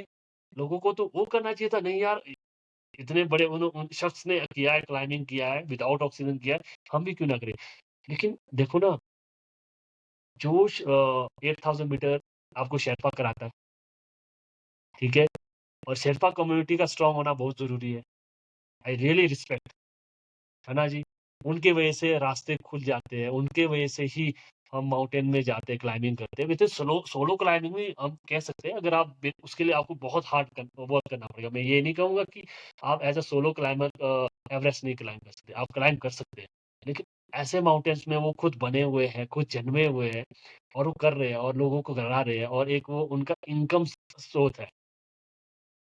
जी, तो मैं प्लस पॉइंट हाँ, मैं एक चीज़ और देखना चाहता हूँ जिसमें उन्होंने कम्युनिटी तो किया ही किया स्ट्रॉन्ग बहुत अच्छा और उन्होंने सबसे पहले कि अपने एरिया को बोलते हैं ना दुनिया को दिखाया कि माउंटेनियरिंग फील्ड में अ, हमारे से आगे कोई नहीं है, हम हैं और आइए। क्योंकि वो चीज़ उनको करना था, बहुत ज़रूरी है क्योंकि इकोनॉमी देखा जाए तो नेपाल इतना ऊपर नहीं है। अब देखो अब ये फ़ील्ड आया वर्ल्ड के लोग आ रहे हैं, है ना? 14 माउंटेन यार फास्टेस्ट कर लिया बहुत बड़ी चीज़ है 6 महीने में। उनका रिकॉर्ड भी वैसे टूट चुका है, क्रिस्टीना नाम की जी। एक लेडी है 92 डेज़ में। तो लेकिन जो बोलते हैं जो पहला एक नाम ऐसा बनाता है, कुछ चीज़ें विदाउट ऑक्सीजन कुछ 48 आवर्स में यार मतलब 48 आवर्स में आउटस्टैंडिंग यार। 3 8000 मीटर्स। 48 जी, वो भी देखो एवरेस्ट लोग से मकालू 48 आवर्स में मतलब आउटस्टैंडिंग यार मतलब उन्होंने ना मतलब ये कि रुख ही बदल दिया था 2019 के बाद कभी किसी ने नहीं सोचा कि भाई ऐसा लेयर भी चलेगा अब मैं बोल रहा हूँ आपको ये लेयर चल रही है और इसी बीच में मुझे एक चीज शायद आपको भी बहुत अच्छा लगा आप भी मैं चाहता हूँ कि आप भी अपने जो एक कल्चर है उसको प्रमोट जरूर कीजिए जो ये मैं ये जो पहना हूँ मैं खुद माउंटेन से बिलोंग करता हूँ हमारे इंडिया में माउंटेन्स के जो कल्चर थोड़ा बोलते हैं ना वेस्टर्न कल्चर अपना रहे हैं वेस्टर्न क्लॉथिंग अपना रहे हैं पुरानी चीजें तो मेरा मकसद था कि जब मैं माउंटेन में क्लाइंब करूँ तो मैं अपने कल्चर को इस साथ ले जाऊँ अभी भी ले जाता हूँ एवरेस्ट कंचनजुंगा अन्नपूर्णा और जितने भी माउंटेन में अगर मैं करूँ, मैं हमेशा साथ रखूँगा क्योंकि मैं चाहता हूँ कि इसी चीज़ से मेरी पहचान है पहाड़ी होने का, एक कल्चर है, जो मुझे अपने पूर्वजों ने दिया है और मैं चाहता हूँ कि ये चीज़ें बने रहे और लोग इसी चीज़ के उससे स्ट्रॉन्ग क्लाइंबिंग कम्युनिटी में आएँ और आप जैसे लोग सारे आएँ, हमारे कल्चर को भी देखें। तो नीम जाए जैसा अलग एक थॉट तो मैं नहीं ला सकता लेकिन अपने लिए कुछ अलग ला सकता हूँ मैं, कि आप माउंटेन में क्यों आए? उन जी सर। वहाँ की कल्चर को देखे, कल्चर को बचाए और क्लाइंबिंग भी करे लोगों के साथ और लोगों से जुड़े। तो वैसे ही निम्न जी का भी ये जो मैसेज है बहुत अच्छा मुझे बहुत अच्छा लगा सच में मैं अ, देखो बहुत आउटस्टैंडिंग। जी सर, और उन्होंने भी अपना कल्चर प्रमोट किया। उन्होंने नेपाल को एक एक मतलब ग्लोबल मैप पे रख दिया माउंटेनियरिंग के। और लोगों को लगता था कि बहुत टाइम लगता है 14 पीक्स क्लाइंब करने में, बट उन्होंने 6 महीने में कर दिया। तो लोगों के दिमाग में से वो जो सोच थी ना कि ये जल्दी नहीं हो सकता, वो हट गया। तो लोगों को पॉसिबल लगने लगी चीज़ें। तो वो बहुत बड़ा कंट्रीब्यूशन है उनका। नहीं बिल्कुल, यही चीज़ तो प्लस पॉइंट उनका क्या हुआ कि देखो लोग एवरेस्ट के लिए आते थे, लेकिन अब जी, एवरेस्ट के साथ लोत्से, मकालू धौलागिरी, अन्नपूर्णा सबके लिए आएँगे लोग। यानी सबका बिज़नेस चलेगा एक तरह का, सबको मतलब एरिया का जो एरिया है, वहाँ पर आपका टूरिज़्म बढ़ेगा और रेस्क्यू सबसे प्लस पॉइंट देखो जहाँ भी आप जाते हैं रेस्क्यू बहुत इम्पोर्टेंट होता है, मैं बार-बार कहूँगा। और उन्होंने इतना अच्छा वो नेपाल गवर्नमेंट ने किया कि हर माउंटेन में आपको रेस्क्यू प्रॉपर तरीके से मिलेगा। बहुत अच्छा, बहुत ही ये बहुत ज़रूरी है, तभी वहाँ लोग जाने के लिए रेडी होते हैं। जहाँ रेस्क्यू मिलेगा, वहाँ लोग जाएँगे, टूरिज़्म बढ़ेगा। आपको ये नहीं देखना है कि हमारे जो इंडिया में बहुत सारे जो चलो पासेस करते हैं या कुछ भी करते हैं। यार एक बोलते हैं ना हेली रेस्क्यू होना बहुत ज़रूरी है। ऐसे रेस्क्यूअर्स तो बहुत है एनडीआरएफ, एसडीआरएफ और बहुत सारी जो संस्थाएँ हैं वो ठीक है, लेकिन हमें एक ऐसा रेस्क्यू चाहिए जहाँ पर जैसे माउंटेन में कोई खो जाता है तो उनको निकालना। वो अभी सिर्फ़ इंडियन आर्मी कर रही है, तो एज़ अ सिविलियन को भी अभी धीरे-धीरे मौका भी मिल रहा है, तो कोर्सेज़ में सिखाते हैं सर्च एंड रेस्क्यू में भी। तो ये चीज़ अपडेट होना चाहिए, तभी इंडिया और आगे बढ़ेगा, बहुत आगे बढ़ेगा, वैसे तो बढ़ना ही है। जी सर। और वो सर स्टार्ट भी हो गया है। धीरे-धीरे, धीरे-धीरे उसमें भी आगे बढ़ जाएँगे। नहीं, नहीं, बिल्कुल सर भी बहुत, जी बहुत सर, अच्छा। जी, जी जी। सर। सर एवरेस्ट एक्सपीडिशन का मतलब खर्चा कितना होता है? अगर किसी को करना है, तो टोटल कितना अ, एक्सपेंडिचर होता है? ओके, तो एवरेस्ट का मैं आपको बताऊँ, देखो, एवरेस्ट क्लाइंबिंग से पहले आपने देखना क्लोथिंग। जी, क्लोथिंग अगर मैं क्लोथिंग की बात करूँ कि सबसे पहले जो डाउन सूट है 1 लाख अच्छे से देखो 2-3 तरह के ब्रांड्स हैं, है ना? रैप हो गया, ब्लैक याक हो गया, अब निम्दाई का अपना एक वो ब्रांड जी, हो गया, तो काफ़ी देखो उसमें इतना तो नहीं जाना, लेकिन ये है कि हर उस कॉस्ट का 1 लाख टू 2 लाख आपका डाउन सूट हो गया, फिर हो गया क्लाइंबिंग शूज़ हो गए 1 लाख, तो ये पूरा इक्विपमेंट अगर बात करूँ तो ऑलमोस्ट 3 से 5 लाख के बीच आपका इक्विपमेंट होता है और उसके बाद आपको रॉयल्टी मेन होता है रॉयल्टी है, जो नेपाल गवर्नमेंट लेती है। जैसे एवरेस्ट का रॉयल्टी काफ़ी पहले था 8,000 से $9,000 अब ऑलमोस्ट 10 से $11,000 वो आपको पे ही करना ही पड़ेगा अगर आप एवरेस्ट आ रहे हैं। तो ऑलमोस्ट 10-11 लाख या 12 लाख ये वो हो गए, ठीक है। फिर उसके बाद आपका क्लॉथिंग का हो गया और उसके बाद आपका जो टेंट सेटअप जो करते हैं, उनको चला जाता है 3-4 लाख और फिर शेरपास का बोनस चला जाता है $2,000 तो करते-करते ऑलमोस्ट आपको और इंश्योरेंस इंक्लूड कर दो और गार्बेज का इंक्लूड कर दो, तो ये सारा इंक्लूड होने के बाद 30 से 35 लाख तो ऑलमोस्ट 30, 35, 40 लाख। तो 40 लाख इतना मैं नहीं कर सकता, काफ़ी लोग कहते हैं, वो 40 लाख फिर भी आपको रखना पड़ता है। क्योंकि आप उस एल्टीट्यूड पे जा रहे हो, तो कभी ना कभी आपको रेस्क्यू में काम आ जाता है या कुछ ना कुछ आपके इक्विपमेंट्स आपके फट जाते हैं या क्लोथिंग फट जाता है या शूज़ फट जाते हैं, तो उसके लिए मैक्सिमम 30-35 या 40 ऑलमोस्ट। सर जैसे ये 35-40 लाख एक्चुअली बहुत बड़ा अमाउंट होता है। तो इतना तो फिर कैसे अगर किसी को करना है एवरेस्ट तो कैसे कर सकते हैं? आपने कैसे किया था? देखो इसमें अ, देखो मैं आपको सच बताऊँ, देखो एवरेस्ट के लिए कोई इतना बड़ा अमाउंट तो कोई इतना देगा नहीं। आपको या तो स्पॉन्सर्स कलेक्ट करने पड़ेंगे, है ना जी? जी, कुछ आपको अपने जेब से तो लगाने ही पड़ेंगे क्योंकि शुरू में इतना जल्दी कोई स्पॉन्सर नहीं करता आपको। आपने प्रेज़ेंटेशन दिखाया कि सर मेरा ये प्रोजेक्ट है, ये है, तो इतना जल्दी क्योंकि वो तो आपको पता ही है, आपने नीम दाई की स्टोरी में भी देखा है कि इतनी जल्दी उसको अपना घर बेचने की नौबत आ गई थी। जी, तो मेरी भी मैं आपको बताऊँ मेरी भी फैमिली ने काफ़ी दाँव पे लगा था, तो वो चीज़ें मैं एक्सप्लेन तो नहीं करना चाहूँगा, आई एम रियली सॉरी। लेकिन ये ज़रूर था कि मैं छोटे-छोटे स्पॉन्सर मैंने कलेक्ट कर लिए थे, तो बहुत ज़रूरी तो वो इतने बड़े स्पॉन्सर भी नहीं थे। और कुछ दोस्तों का साथ रहा मेरे इसमें कंट्रीब्यूट करने के लिए और मेरे टीचर्स और जितने जो छोटे-छोटे अ, मेरे गाँव में आते थे लोग तो उन्होंने काफ़ी सपोर्ट किया मुझे साथ में थोड़ी-सी गवर्नमेंट की तरफ से भी था सपोर्ट मतलब मिला के सब जगह से मुझे सपोर्ट मिला था। बाकी मैं यही चाहूँगा कि जितने भी जो पर्वतारोही एवरेस्ट के लिए आना चाहते हैं, तो यार स्पॉन्सर बहुत ज़रूरी है। प्राइवेट स्पॉन्सर आप ढूँढिए, अच्छी तरह से भागी-दौड़ी करना पड़ेगा आपको, तो जाके आपके सपने तो पूरे होंगे। जी सर, बिल्कुल। जी। सर एक और चीज़ पे आपसे बात करनी थी, जो अब जैसे आप एक्सपीडिशन कर रहे हो, आपने एक्लिमेटाइज़ेशन की बात करी, राइट? बेस कैंप से आप कैंप 1 जाते हो, फिर वापस आप बेस कैंप पे आते हो और फिर आप धीरे-धीरे चढ़ते हो एक्लिमेटाइज़ करने के लिए। तो उस टाइम पे फूड वो जो आपका डाइट होता है, वो क्या होता है? और मतलब ध्यान तो ऑब्वियसली बहुत देना पड़ता होगा डाइट पे भी।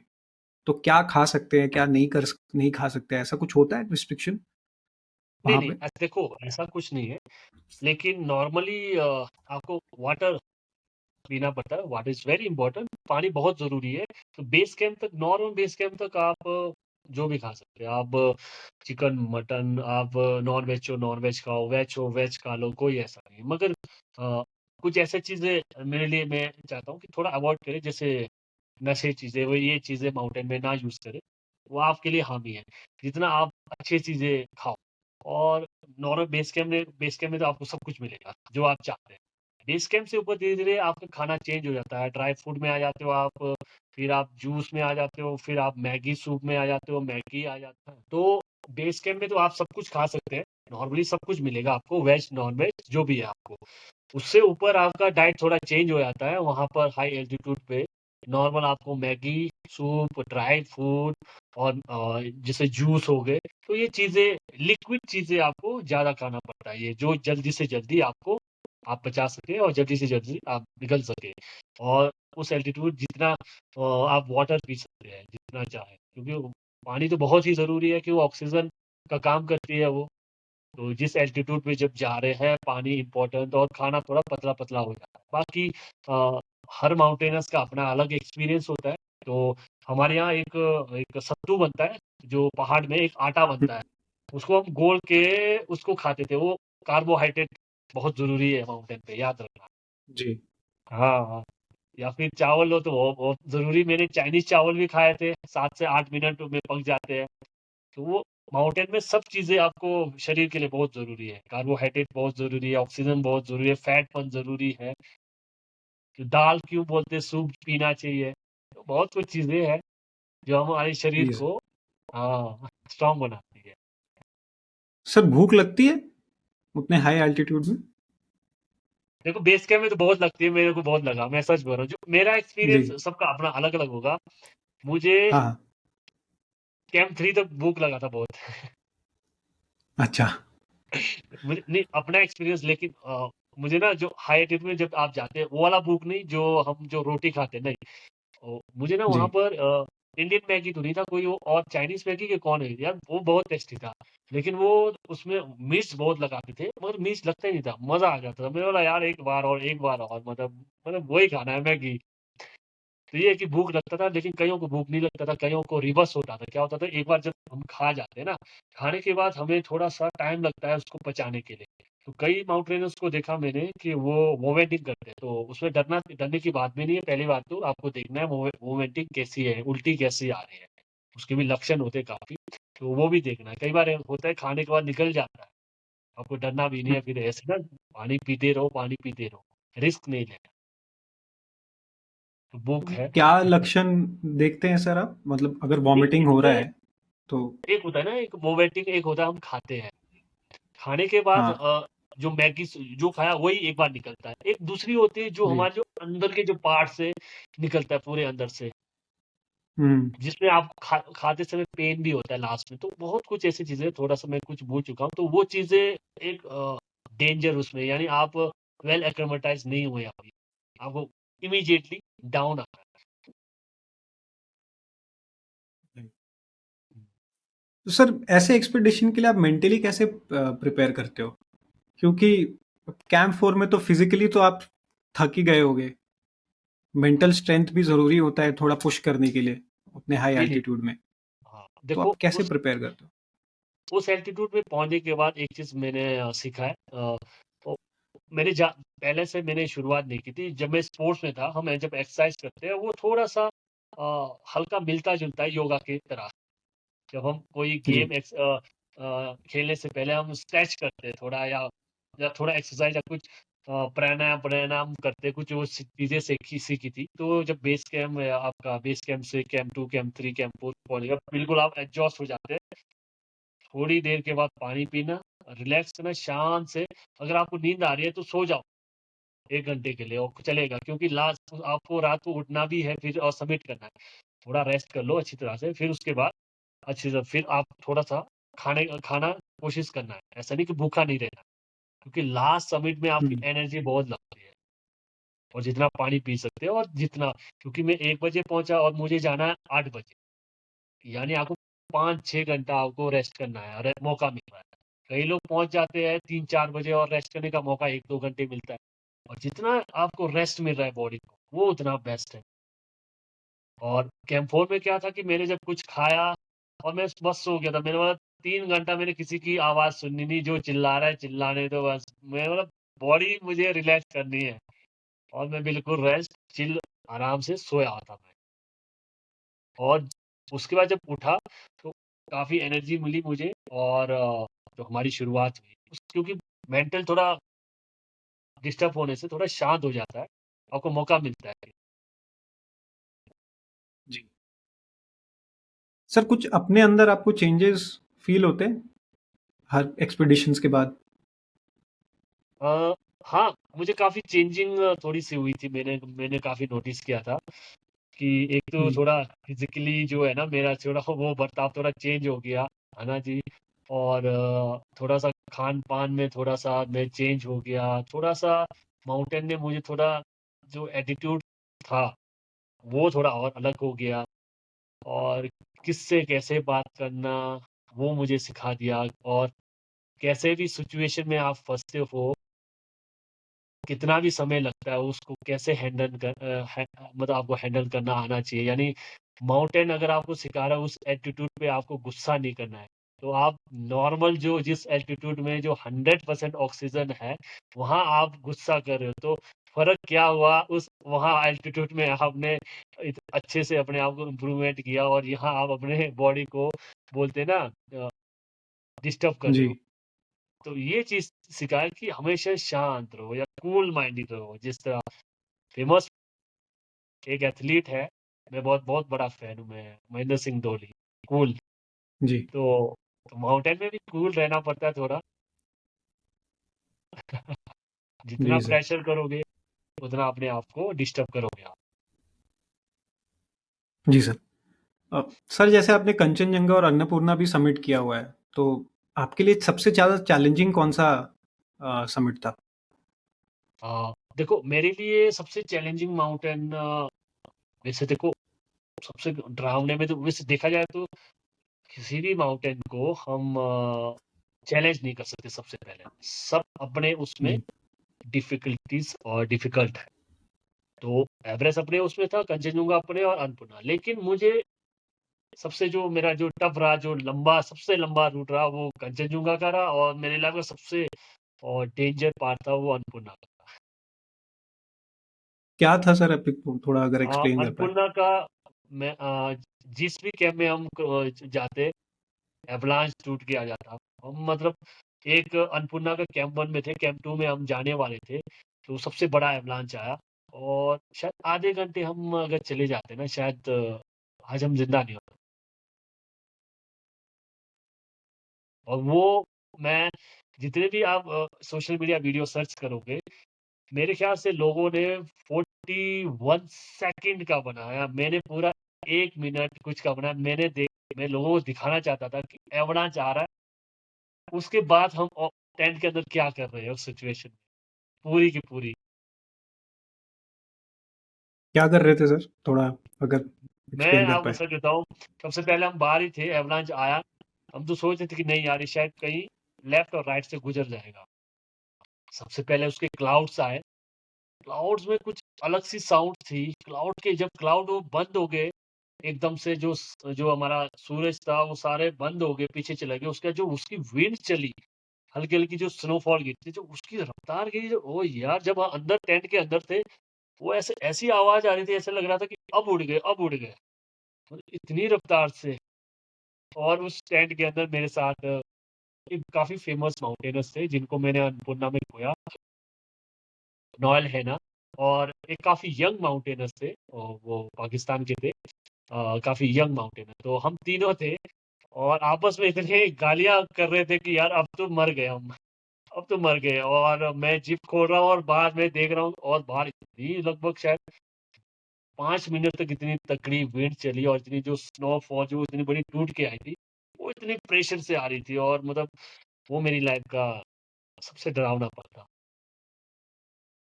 सर अन्नपूर्णा में एवलांचेस बहुत होते हैं ना? मतलब बहुत इन जनरल एवलांच भी? बहुत एवलांचेस क्योंकि अन्नपूर्णा के एवलांचेस के कारण ही सबसे डेडलीस्ट माना गया है। और माउंटेन छोटा है लेकिन छोटा है तो आपको बताइए प्रॉब्लम बहुत होगा। जी, जी सर। सर आपने अभी वो डेथ की बात करी, आपने अपने फेलो माउंटेनियर को खोया अन्नपूर्णा में, आपने एवरेस्ट में भी बताया कि वहाँ पे 7 दिन पहले बॉडी आपने देखी। तो अब जैसे माउंटेनियरिंग में डेथ भी एक फैक्टर होता है, कोई भी माउंटेनियर वो रिस्क तो हमेशा रहता है। तो आपके आपके फेलो माउंटेनियर का अगर डेथ होता है या फिर आप डेथ एक्सपीरियंस करते हो या फिर सुनने में आता है या फिर आप देखते हो, तो कैसे इफ़ेक्ट होता है? अ, मैं आपको सच बताऊँ कि जब मैं इंडिया से नेपाल गया था, तो उस समय जो आपकी फैमिली है ना, जो आपके हुँ, इंडिया में वो फैमिली सेकंड आती है और फर्स्ट फैमिली जो आपके टीम है, जो आपके साथ है, वो सबसे पहले नंबर पे होती है। और आपके सामने से वो आप जिसके साथ आप बेस कैंप से कैंप 1 में एन्जॉय के साथ और कैंप 1, कैंप 2, कैंप 3 मतलब लास्ट मेरे वो इमोशनल पल थे कि मैं उनके साथ बात कर रहा था। और वो ये आखिरी वीडियो था मेरे लिए जो मैंने उनसे पूछा था कि इन द फ्यूचर नॉयल हैना promise me to the come to the climb Indian Himalaya. तो वो इतना इमोशनल था मेरे लिए वो वीडियो में जब भी देखता हूँ, जब भी याद करता हूँ मतलब मैं सोचता हूँ नहीं यार और बहुत ही जुड़ा हुआ था मैं मतलब 10 बार एवरेस्ट करना बहुत बड़ी चीज़ है यार, नॉयल हैना 10 बार एवरेस्ट और उनकी वाइफ थे उनके उन्होंने भी शायद 3 दफ़ा एवरेस्ट की है। तो बहुत अलग के एक्सपीरियंस थे अपने सामने और बहुत अच्छी तरह से मुझे सपोर्ट करते थे। बहुत मोटिवेट किया मुझे कैंप में उन्होंने और गार्मिन की वॉच से जब मैं घर में मैसेज करता था तो उन्होंने मुझे कहा कि आप यूज़ कर सकते हो। तो 1-2 बार उनके गार्मिन की वॉच से मैंने घर पे मैसेज ड्रॉप किया था कि मैं इस कैंप पे हूँ, इस कैंप पे हूँ। तो अलग ही था एक रिश्ता जुड़ा हुआ तो लास्ट मोमेंट पे समिट के बाद जब मैं नीचे पहुँचा तो मुझे पता चला कि वो टेंट में ही गुज़र गए और पहले तो सोचा कि नहीं यार ये गलत है। अभी तो हम खेल रहे थे, अभी तो हम एन्जॉय कर रहे थे, सोच रहे थे कि यार बस समिट के बाद हम नीचे पार्टी करेंगे, एन्जॉय करेंगे। तो बड़ा फ़ील होता है। तो माउंटेन में चलता है, मैंने देखा उसके बाद मैंने रियलाइज़ किया कि नहीं यार देखो आपको क्लाइम्ब करना है, ये चीज़ें फेस आपको करना पड़ेगा। आपकी लाइफ़ में भी आएगी। अ, हम नहीं कह सकते कि वो कौन-सा पल होगा, कौन-सा दिन होगा।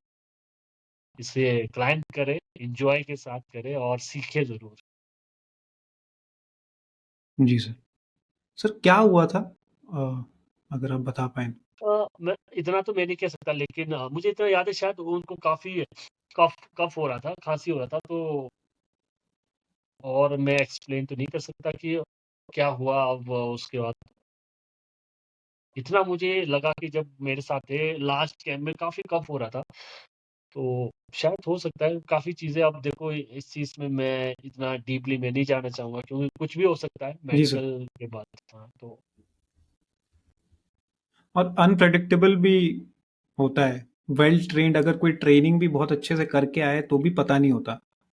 तो ऐसे हुँ, बहुत इंसिडेंट रहे होंगे सर, कहीं आपने सोचा भी नहीं और वो चीज़ हो गई। हाँ जी।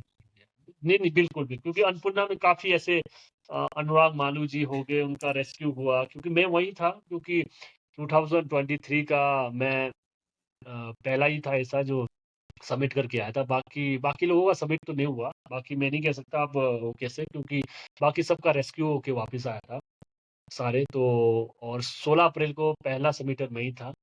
बाकी मैं नहीं कह सकता अभी मैंने देखे नहीं लोगों के कि क्या सबमिट हुआ, लेकिन इतना है कि रेस्क्यू हुए सबके। और चलो सेफली बच गए और अनुराग मालू जी भी लास्ट कैंप में मेरे साथ थे। लेकिन जी, सीनियर थे काफ़ी, चलो पहला माउंटेन था, तो सोचा नहीं था लेकिन ही सेफ नई ज़िंदगी मिल गई है और आज वो खुश है और बहुत अच्छा कर रहे हैं, इंस्पायर कर रहे हैं लोगों को। 3 दिन के बाद क्रेवासिस से निकल के आना बहुत बड़ी चीज़ है। जी सर, बिल्कुल। सर लक फैक्टर होता है जब आप क्लाइंबिंग करते हो? अ, आपको लगता है ऐसा? हाँ, मैं अब मानना मैंने अब शुरू किया लक शायद 1% मान के चलो आप। 1% तो मान ही लो हर जी, चीज़ का लक हो या किस्मत हो या मतलब 1% तो आपको लेके चलना ही पड़ता है यार। देखो हर चीज़ में आप 100% नहीं हो सकते। हुँ, तो जी कहीं सर। न कहीं कुछ न कुछ आपको आपके नसीब में लिखा होता है, कहाँ क्या होना है। वो आप बदल नहीं सकते वो पता अगर चल जाए तो इंसान पता नहीं भगवान बन जाए। जी सर, बिल्कुल। अ, सर K2 का कोई प्लान है आपका? आपने मेरी मुँह की बात छीन ली। मेरी एवरेस्ट के बाद फेवरेट माउंटेन K2 थी। But you know 5 mountain in the Pakistan occupied Kashmir में है, K2, ब्रॉड पीक, नागा पर्वत, जीवन, G2। तो होपफुली इंडियंस अभी तक कोई क्लाइंबिंग नहीं हुआ है, तो कोशिश कर रहा हूँ। अभी 2 दफ़ा मैंने अपने वीज़ा के लिए अप्लाई किया था, वीज़ा या उसके लिए वहाँ पर की परमिशन के लिए। तो अभी बॉर्डर्स एरिया के लिए वो अलाउ नहीं कर रहे हैं। तो इन फ्यूचर शायद मौका मिले तो यार K2 तो बनता है। तो K2 बोला जाता है एवरेस्ट से भी डिफिकल्ट होता है, नहीं? थोड़ा। हाँ, देखो हर माउंटेन का बोलते हैं ना टेक्निक, अप्रोच अलग होता है। एवरेस्ट का क्या है, अच्छा। खुम्बू सबसे बड़ा डेंजर है और लोत्से और आपका हिलेरी स्टेप।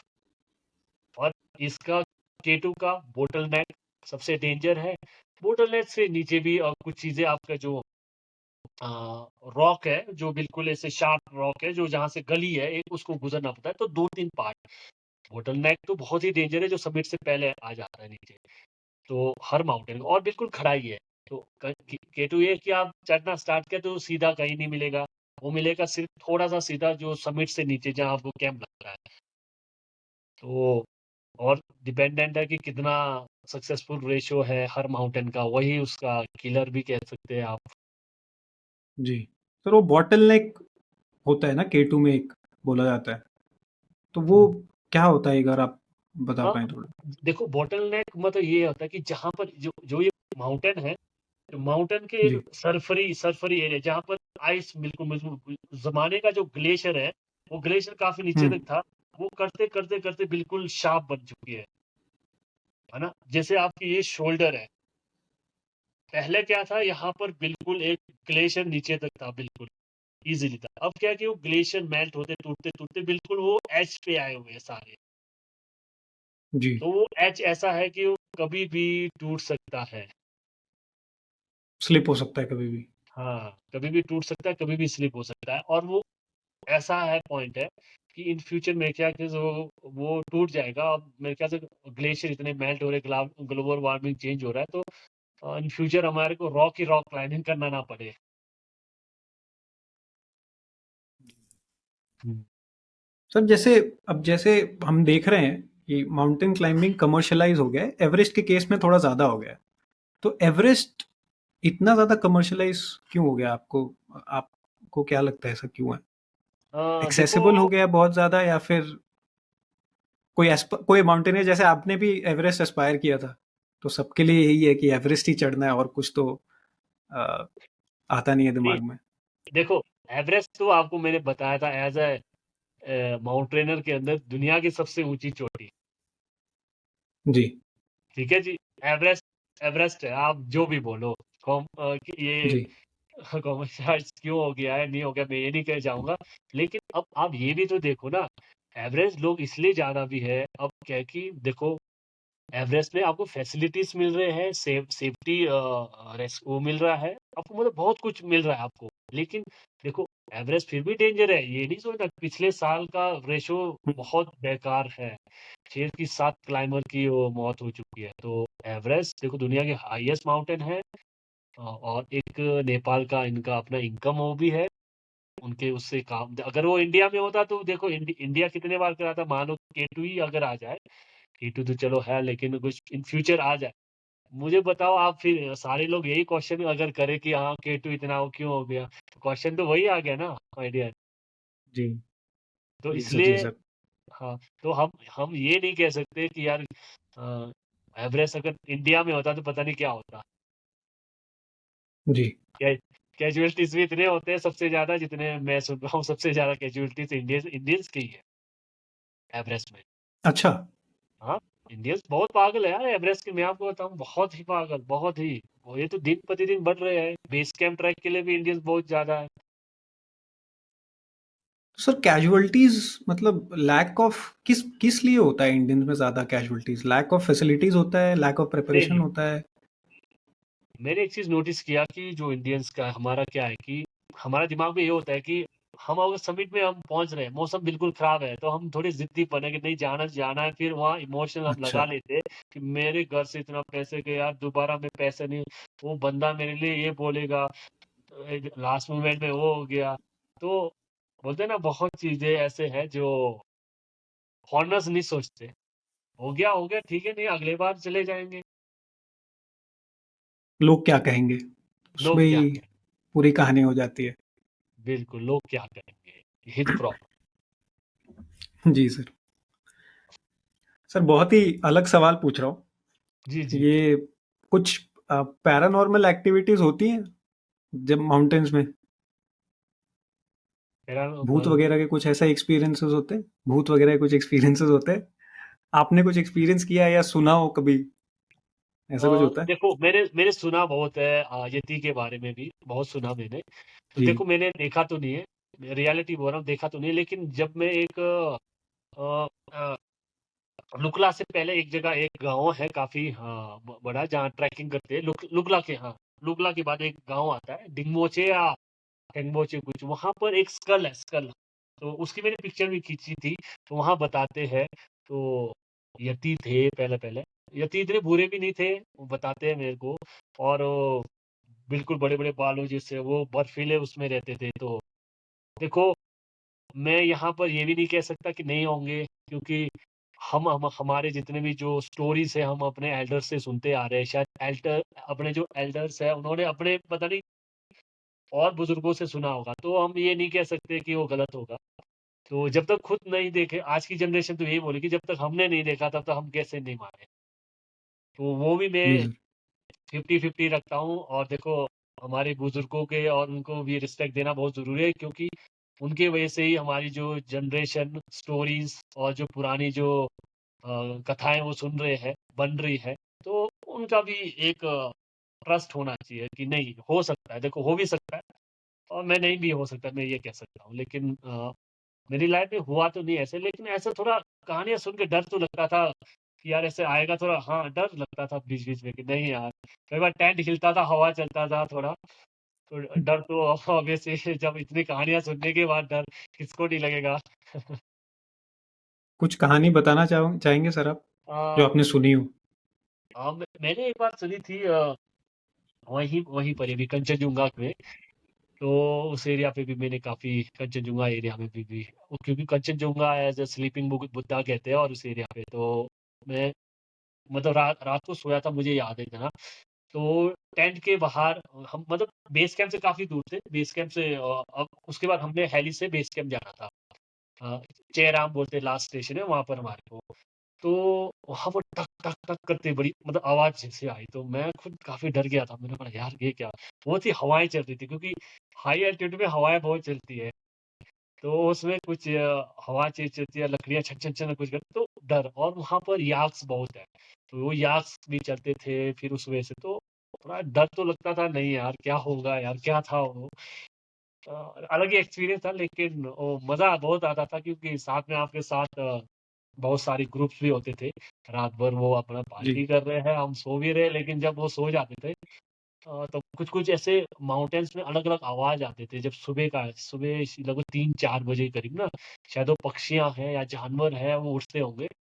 तो वो बड़ा अलग अनुभव है। मेरे ख़्याल से शायद लोगों को या नई जनरेशन को करना चाहिए एक्सपीरियंस।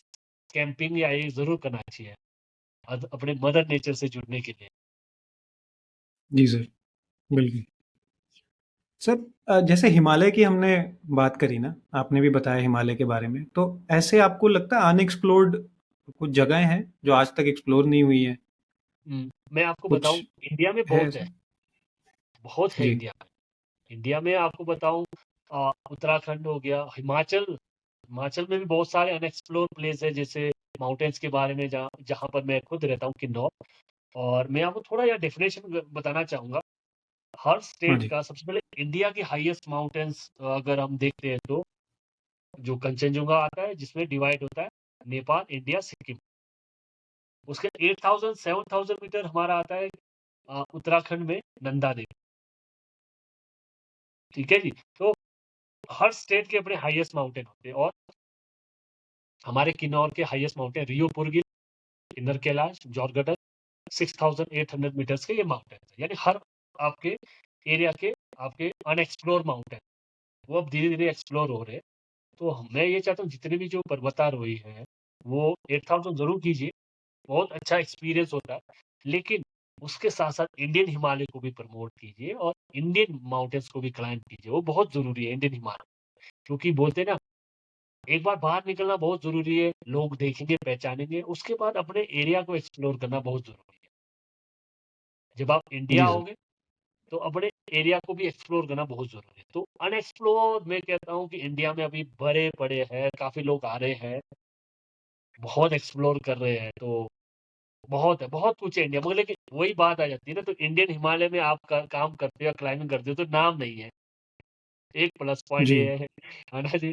तो आप इंटरनेशनल जाते हो तो नहीं यार, वो इंटरनेशनल 7 कॉन्टिनेंट का वो किलिमंजारो करके आ रहा है ना? वो एल्ब्रूस करके आ रहा है रशिया में, वो कोशिको करके आ रहा है ऑस्ट्रेलिया में 2000 कुछ मीटर का है ना? और वो अकाम मतलब अब देखो ना मेंटालिटी कैसी बनी यार, अपने हिमालय में फॉरेनर्स आते हैं, ब्रिटिश लोगों ने क्लाइंबिंग किया है, बड़े-बड़े बुक निकाले, सोलो क्लाइंबिंग आए हुए, बड़े-बड़े नाम हैं। बोलते हैं कि इंडिया में इतने तगड़े माउंटेन हैं, अगर कोई करे ना, क्या माउंटेन है, तो वही एक्सप्लोर करना। 1/3 यानी 71% बहुत बड़ी चीज़ है यार, हमारे पास माउंटेन की कमी नहीं है। जी, सर। जी। सर, इंडिया में मतलब अगर इंडिया में माउंटेन्स की बात करें और कैलाश पर्वत की बात ना करें तो वो तो जस्टिस होगा ही नहीं। तो हाँ, जैसे सर 2 एंगल से आपसे जानना चाहूँगा। तो एक तो स्पिरिचुअल सिग्निफिकेंस बहुत ज़्यादा है कैलाश पर्वत का, वो तो हमें हुँ, पता ही है। और बोला जाता है टेक्निकली भी बहुत डिफिकल्ट है वो, चढ़ने के हिसाब से, अगर आप माउंटेनियरिंग करना चाहो। तो ऐसा आप कुछ बताना चाहोगे? नेपाल में भी आपने क्या ऑब्जर्व किया इस अ, कैलाश पर्वत के बारे में? बिकॉज़ स्पिरिचुअल सिग्निफिकेंस भी बहुत ज़्यादा होता है। नहीं सबसे पहले मैं आपको बताऊँ, अ अ, हर माउंटेन्स, एक तो जितने भी जो वर्ल्ड में जितने माउंटेन्स हैं, कुछ माउंटेन्स में होली माउंटेन्स जी, यानी जो हम एक मानते हैं कि एक हमारे लिए होली है, हमारे गॉड वहाँ रहते हैं, है ना? हर कंट्री के लोग अपने तरीके से। तो और दूसरी बात मैं दोबारा ये भी कहना चाहूँगा कि हर माउंटेन्स का अपना टेक्निक होती है, यानी डिफ़िकल्टीज़ होती है। एवरेस्ट की अपनी है, कंचनजंगा, अन्नपूर्णा, किन्नर कैलाश, मानसरोवर कैलाश जो हमारा कैलाश है उसका। तो हर उसका देखो, आप अगर माउंटेन को अच्छी तरह देखते हैं कि वो पिरामिड जैसा है। जी, तो पहले ही वो पिरामिड जैसा है, वो शेप ऑलरेडी बिल्कुल टेक्निक है, मतलब वो उसकी ग्रेड पता नहीं क्या होगा। देखो क्लाइंबिंग मैं नहीं कह सकता, 800 या 6,600 कुछ मीटर ऑलमोस्ट माउंट हाईएस्ट है हमारी होली माउंटेन, कैलाश माउंटेन। तो देखो होली होली बहुत ज़रूरी है। बाकी टेक्निकल बहुत है, और दूसरी चीज़ है वो एक ऐसे पृथ्वी के ऐसे सेंटर पे है, जहाँ पर 2 वाटर लेक है, जो एक खरा है, एक पीने लायक है। तो कुछ ना कुछ चीज़ तो होगी उस एरिया को जो जोड़ती है ना जी? बाकी देखो क्लाइंबिंग तो सागर माथा, एवरेस्ट को सागर माथा कहते हैं, है ना? मदर ऑफ यूनिवर्स कहते हैं, है ना? वो भी एक जी, गॉड है, लेकिन ये है कि कहीं जगह क्या हुआ कि लोगों ने चलो यार रोज़गार है, हमारे लिए यही एक आमदनी है, तो लोगों ने शुरुआत की है। लेकिन अब कैलाश चलो ये है कि वो एक हमारे लिए एक हॉली प्लेस है, लोग वहाँ जाना चाहते हैं। टूरिस्ट के लिए जाना है, उन एक तरह का वहाँ के लोगों के लिए इनकम तो बन रही है, लोग दर्शन करने भी जा रहे हैं, तो बहुत कुछ एक आस्था बनी रहती है। और सेकंड इसमें एक चीज़ ये ज़रूर जोड़ना चाहूँगा, तो कुछ शायद लोगों ने या बुजुर्गों ने भी होली माउंटेन इसलिए चुने होते हैं, लोग चाहते हैं कि देखो दुनिया में बहुत सारे जो ग्लेशियर है इन फ्यूचर खत्म होना है। बहुत सारे एक ऐसे हैं, शायद मैं मुझे पता नहीं, मुझे ऐसा लगा, मुझे अपने पता नहीं कब मुझे ऐसे लगा एक दिन, तब मैं आपको एक्सपीरियंस करा, शायद आज तक किसी ने नहीं कहा होगा। हॉली माउंटेन्स कई लोगों ने इसलिए रखा, उनको पता था कि इन फ्यूचर ये ग्लेशियर खत्म हो जाएँगे। परमानेंट तो टिके नहीं रहते, क्योंकि उन्होंने देखा जी, कि ये टूट रहे हैं, खत्म हो रहे हैं, तो उन्होंने क्या है कि जो बड़े-बड़े ग्लेशियर जो बचे हुए, उनको बचाने के लिए आगे फ्यूचर में उसको एक हॉली किया है, हॉली माउंटेन, यानी वहाँ कोई गंदा नहीं फेंकेगा, कोई गार्बेज नहीं फेंकेगा, तो गॉड नाराज़ हो जाएँगे, ये तरह के। तो वो भी बड़ी अच्छी सोच थी। मैं तो ये सोचता हूँ यार, कि जो हॉली से यार उससे तो दूर ही रहो। बाकी हो सके तो और माउंटेन्स को भी क्लीन करो, अच्छा रखो, ऐसा नहीं कि उसको भी आप बिल्कुल गंदा और डिस्ट्रॉय कर रहे हैं। तो मेरी ये सोच, मैं ये चाहता हूँ कि लोग इस चीज़ को सोचें। आप ये नहीं सोचे कि मैंने चलो एवरेस्ट किया है, और सारे माउंटेन मैं इसको भी कर सकता हूँ, इसको नहीं। आप फ्यूचर के लिए बचाओ, फ्यूचर के लिए बचाओ। ग्लेशियर बचना ज़रूरी है, जी, वाटर बचना बहुत ज़रूरी है। तो ये मेरी ये बहुत इम्पोर्टेंट है। जी सर। सर कुछ दिन पहले देखा मतलब न्यूज़ भी आई थी कि एवरेस्ट बहुत लोग अब जाते हैं, बट वो क्लीनलीनेस मेंटेन नहीं होती थी पहले। लोग गंदा छोड़ देते थे उसको वहाँ पे, तो अब ऐसा कुछ चेंज आया है वहाँ पे? हाँ, हाँ, बिल्कुल। अभी बहुत चेंज आया है, मैं आपको बताऊँ। अभी जो टॉयलेट्स है ना, वो भी पैक होके जाते हैं। जी, और इस साल तो अच्छा, आपको सुन के शॉक होगा कि सिर्फ़ बेस कैंप तक ही टॉयलेट पैक होके नीचे जाते थे और उसका एक हाथ बनता था। लेकिन अब क्या करती है गवर्नमेंट ने, वो लागू भी हो गया रूल कि कैंप 2, कैंप 3, कैंप 4 में भी आपको एक पॉलीथीन मिलेगा और कुछ पाउडर, जिसको आप टॉयलेट को जमा के आप उसको वापस लाना ही पड़ेगा। अगर आप नहीं लाए तो आपको फाइन लगेगा सबसे बड़ा।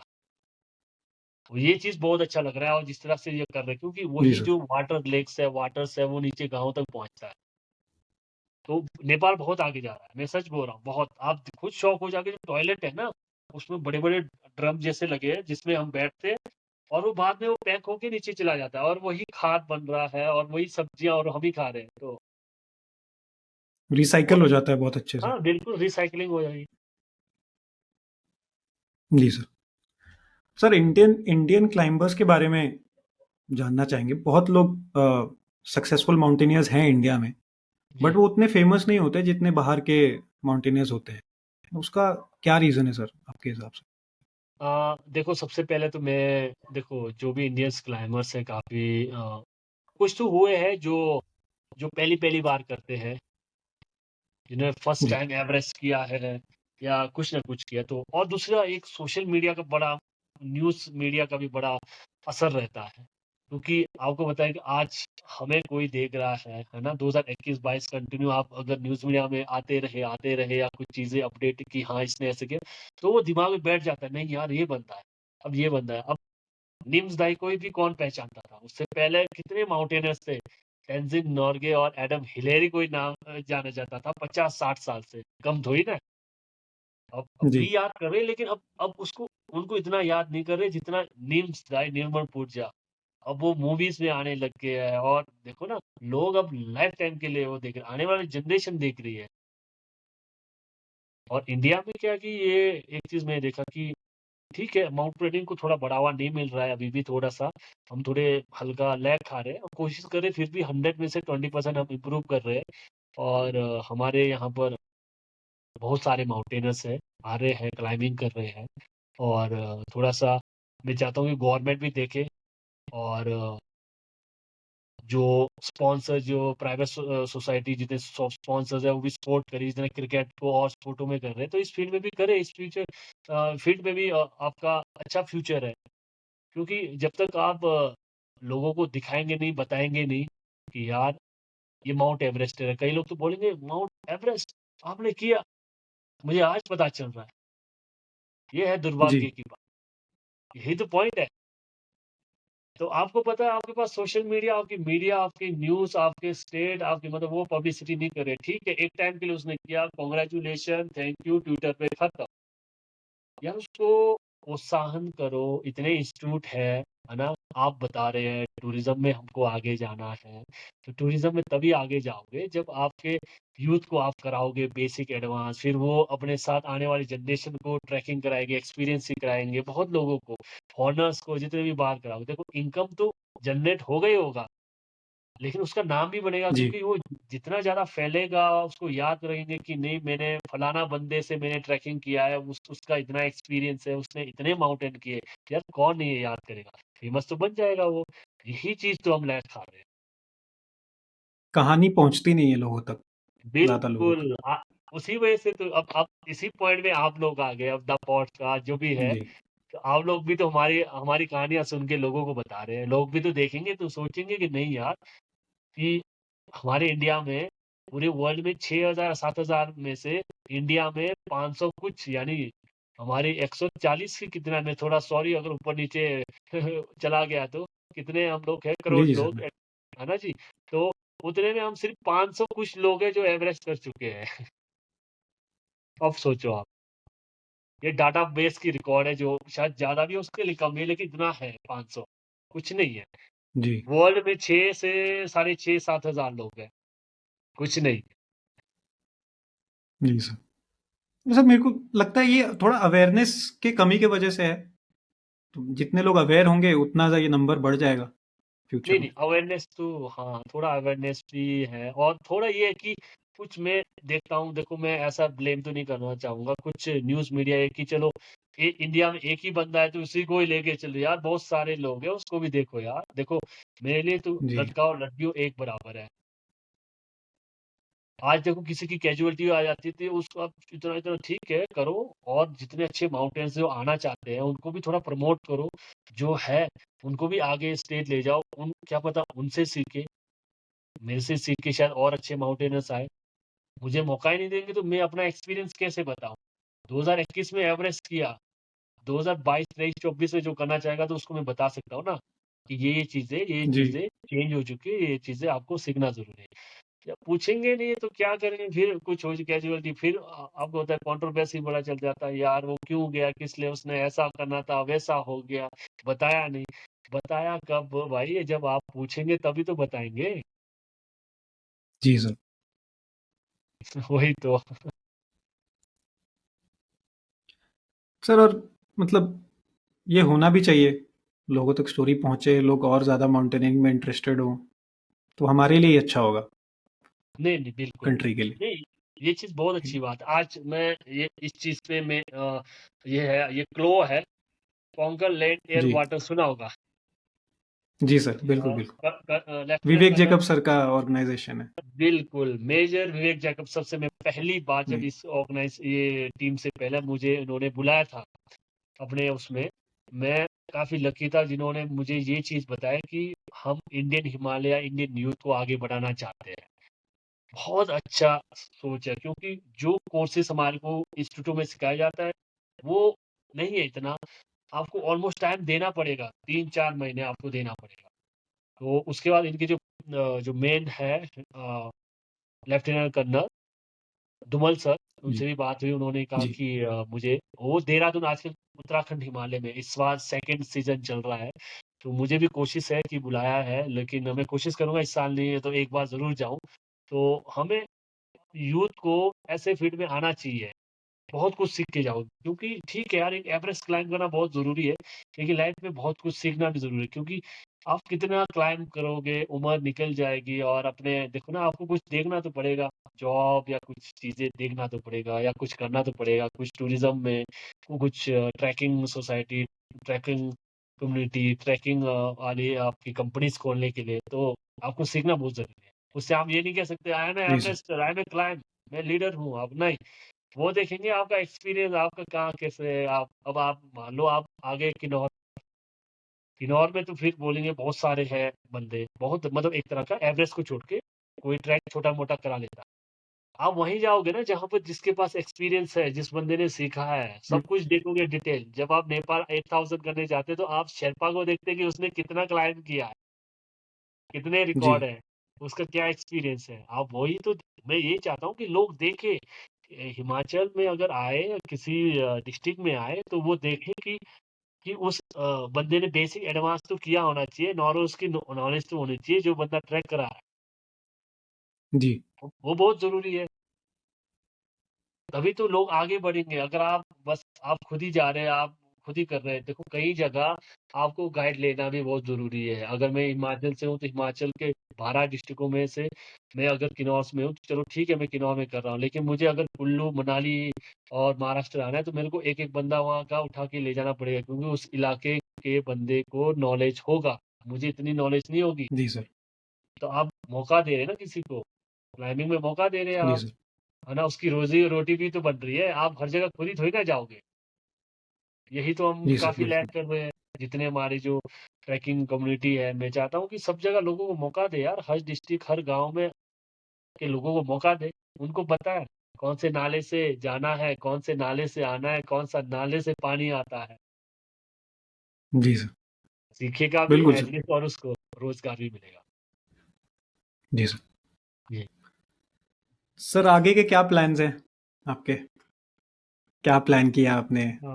आगे? माय डियर, हाँ, अभी प्लान अभी 8000 मीटर्स है क्लाइंबिंग करने का, और कोशिश कर रहा हूँ कि अपनी जो कल्चर है उसको भी आगे रिप्रेजेंट करता रहूँ, और यूथ को भी थोड़ा सा ट्रेनिंग दूँ। और वैसे भी कुछ लोगों को ट्रेनिंग दे रहा हूँ, बेसिक्स के, कुछ रॉक क्लाइंबिंग के, क्लाइंबिंग ट्रैकिंग के, ट्रैकिंग गाइड के कुछ दे रहा हूँ। तो मैं कोशिश कर रहा हूँ कि थोड़े से अपने जो प्रोजेक्ट को कंप्लीट करूँ, और लोगों को भी जो मेरे अपनी लाइफ में हर माउंटेन का अलग ही एक्सपीरियंस मैं दूँ कि ये चीज़, मतलब अगर आप लाइफ में इस माउंटेन को क्लाइंब करना चाहते हैं तो ये चीज़ें आप अपने साथ लेके जाए। क्या पता आपको और एक्स्ट्रा चीज़ लेके जाना पड़े, क्योंकि माउंटेन दिन प्रतिदिन चेंज होता रह रहा है। तो इसलिए आपको और हार्ड वर्क मेंटली, फिज़िकली बहुत इम्पोर्टेंट है।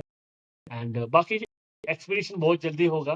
नाम जी सर। डिस्क्लोज़ तो नहीं करूँगा, लेकिन ये है कि जब तक फ़िटनेस है, फिट है, क्लाइंबिंग करते रहेंगे, और हमारा जो राष्ट्रीय तिरंगा है उसको हर माउंटेन तक पहुँचाते रहेंगे। बिल्कुल सर, बिल्कुल। सर कुछ सजेशंस देना चाहेंगे हमारे जैसे लोगों के लिए? हाँ, हाँ। देखो, यूथ के लिए मेरी एक सजेशन ज़रूर है, मैं हमेशा यही कहूँगा, देखो लाइफ़ में आप कुछ भी कर रहे हो, लाइफ़ में आपने ये नहीं सोचना कि मैं माउंटेन क्लाइंब नहीं कर सकता हूँ, ये कभी नहीं सोचना कि आप बहुत कुछ, ह्यूमन बीइंग बहुत कुछ कर सकता है। आप अपनी लाइफ़ में अच्छा व्यक्ति ज़रूर बने। अच्छा व्यक्ति का मतलब ये नहीं कि आप सब कुछ नहीं, आपने अपनी लाइफ़ में छोटों से भी सीखना है, बड़ों से भी सीखना है, और सबसे ज़रूरी एल्डर से। और एक समय आप अपने जो एल्डर्स हैं, बुज़ुर्ग हैं, उनके साथ टाइम ज़रूर निकालें, क्योंकि मैं काफ़ी नोटिस करता हूँ, हमारे जो लोग कहते हैं कि हमारी कल्चर, हमारी सभ्यता हम खत्म कर रहे हैं। नहीं, जब तक आप एल्डर्स के साथ, बुज़ुर्गों के साथ नहीं बैठोगे तो आप कैसे सीखोगे? और जो जी, थोड़ा-सा जो ये नशा है उससे दूर रहें, क्योंकि मैंने बहुत देखा है कि हमारे इंडिया में नशा जो इंजेक्शन वाला ये चीज़, यार क्या मिलता है? कुछ नहीं है। देखो मैं आपको सच बताऊँ, कुछ नहीं है। नशा करना है, एक अच्छी चीज़ के लिए नशा करो, एडवेंचर होगा, कुछ अच्छी चीज़, कोई आईपीएस बनना चाहता है, कोई एचएस बनना चाहता है, कोई डॉक्टर बनना चाहता है। तो ऐसे चीज़ में एक आप बोलते हैं ना, अपने आप को अ, आगे बढ़ाओ। कभी ये नहीं सोचना कि आप किसी चीज़ में, देखो इंसान ऊपर से आता है कुछ ना कुछ करने के लिए आता है। और युवा, जितने भी युवा साथी है, अपना शरीर का बहुत ध्यान रखें, क्योंकि बहुत ज़रूरी है। आपका शरीर फिट है तो आप अपनी लाइफ में जो आप सोच रहे हैं ना, आप उससे भी ज़्यादा बहुत कुछ कर सकते हैं। और बाकी तो जितने भी हमारे युवा साथी है, तो प्लीज़ आप अपने आप को मेंटली, फिज़िकली फिट रखें, और जब भी प्रेशर आता है दिमाग में तो उसको बोलो कोई बात नहीं, आज आ रहा है दिमाग में, कल तो नहीं आएगा। जी सर। बिल्कुल। जी, जी। Thank you so much sir, आपने टाइम निकाला हमसे बात करने के लिए। बहुत लोग इंस्पायर होंगे ये एपिसोड देख के, एंड हम आशा करते हैं कि आप 14 के 14 8000 मीटर सक्सेसफुली क्लाइंब करो। तो thank you bill so much sir. Bill बिल्कुल, बिल्कुल। थैंक यू सो मच, और होपफुली आप 14 माउंटेन अगर ज़रूर बाकी मौका मिले, बाकी जी कंप्लीट सर। कोशिश ज़रूर करूँगा। और युवा साथियों से ये है कि प्लीज़ आप हार मत मानिए। जिस तरह से जी सर। मैं मूवी देखता हूँ नीलवन पुरजा नीमदाई का, और एक चीज़ मैं आपको बताऊँ जिनके साथ मैं जुड़ा हूँ, सेवन समिट, और बहुत बहुत अच्छी टीम नेपाल में, बहुत मैं लोगों को चाहूँगा कि आप जाइए नेपाल, बेस कैंप करके भी आइए, और बहुत अच्छा एक्सपीरियंस मिलेगा आपको। बहुत, और मैं एक टीम है कैलूर एडवेंचर, उसके साथ भी जुड़ा हूँ, India the mountains of Himalaya, वो भी प्रमोट कर रही है अच्छा काम। और आप सभी मुझसे भी, आप और अपने जितने आपके बैंगलोर के जितने भी लोग हैं, प्लीज़ आइए, हिमाचल आइए यार, क्योंकि 2021 में जी सर। काफ़ी बाढ़ आपदा आने के बाद लोग कम आ रहे हैं, तो अब सिचुएशन ठीक है। तो आप आइए, पहाड़ों में आइए, ज़रूर आइए, और पहाड़ों में पहाड़ों की खूबसूरती, और जो ये जो गार्बेज और इसको थोड़ा-सा ये थोड़ा अवॉइड कीजिए। मुझे पता है कि आप ये सब आप जानते हैं, क्लीनेस का भी जानते हैं, तो प्लीज़ आप ज़रूर आइए। मोस्ट वेलकम मेरे लिए, और प्लीज़ मुझे आप सभी का आशीर्वाद चाहिए, और आप सभी का प्यार, एंड ज़रूर मिलेंगे आप सभी से जी सर। बाइक में इन फ्यूचर दोबारा। और बोल रहे हैं कि मेरे शायद एवरेस्ट करना है, तो मैं सोच रहा हूँ शायद मे बी 2026 ये ऑल्सो जी सर। This man reach in the base camp. अब मैं ये नहीं कह सकता कि वो एवरेस्ट करेंगे नहीं करेंगे, लेकिन इतना ज़रूर है कि 2026 मुझे लग रहा है कि भाई का जी सर। टारगेट एवरेस्ट के लिए है। तो good luck for your Everest my dear, your Everest is waiting. Thank you sir. Thank you so much and धन्यवाद सर आपका। Thank you for your time. बहुत अच्छा लगा। Thank you so much my dear, thank बहुत यू अच्छा। Sir. Take care.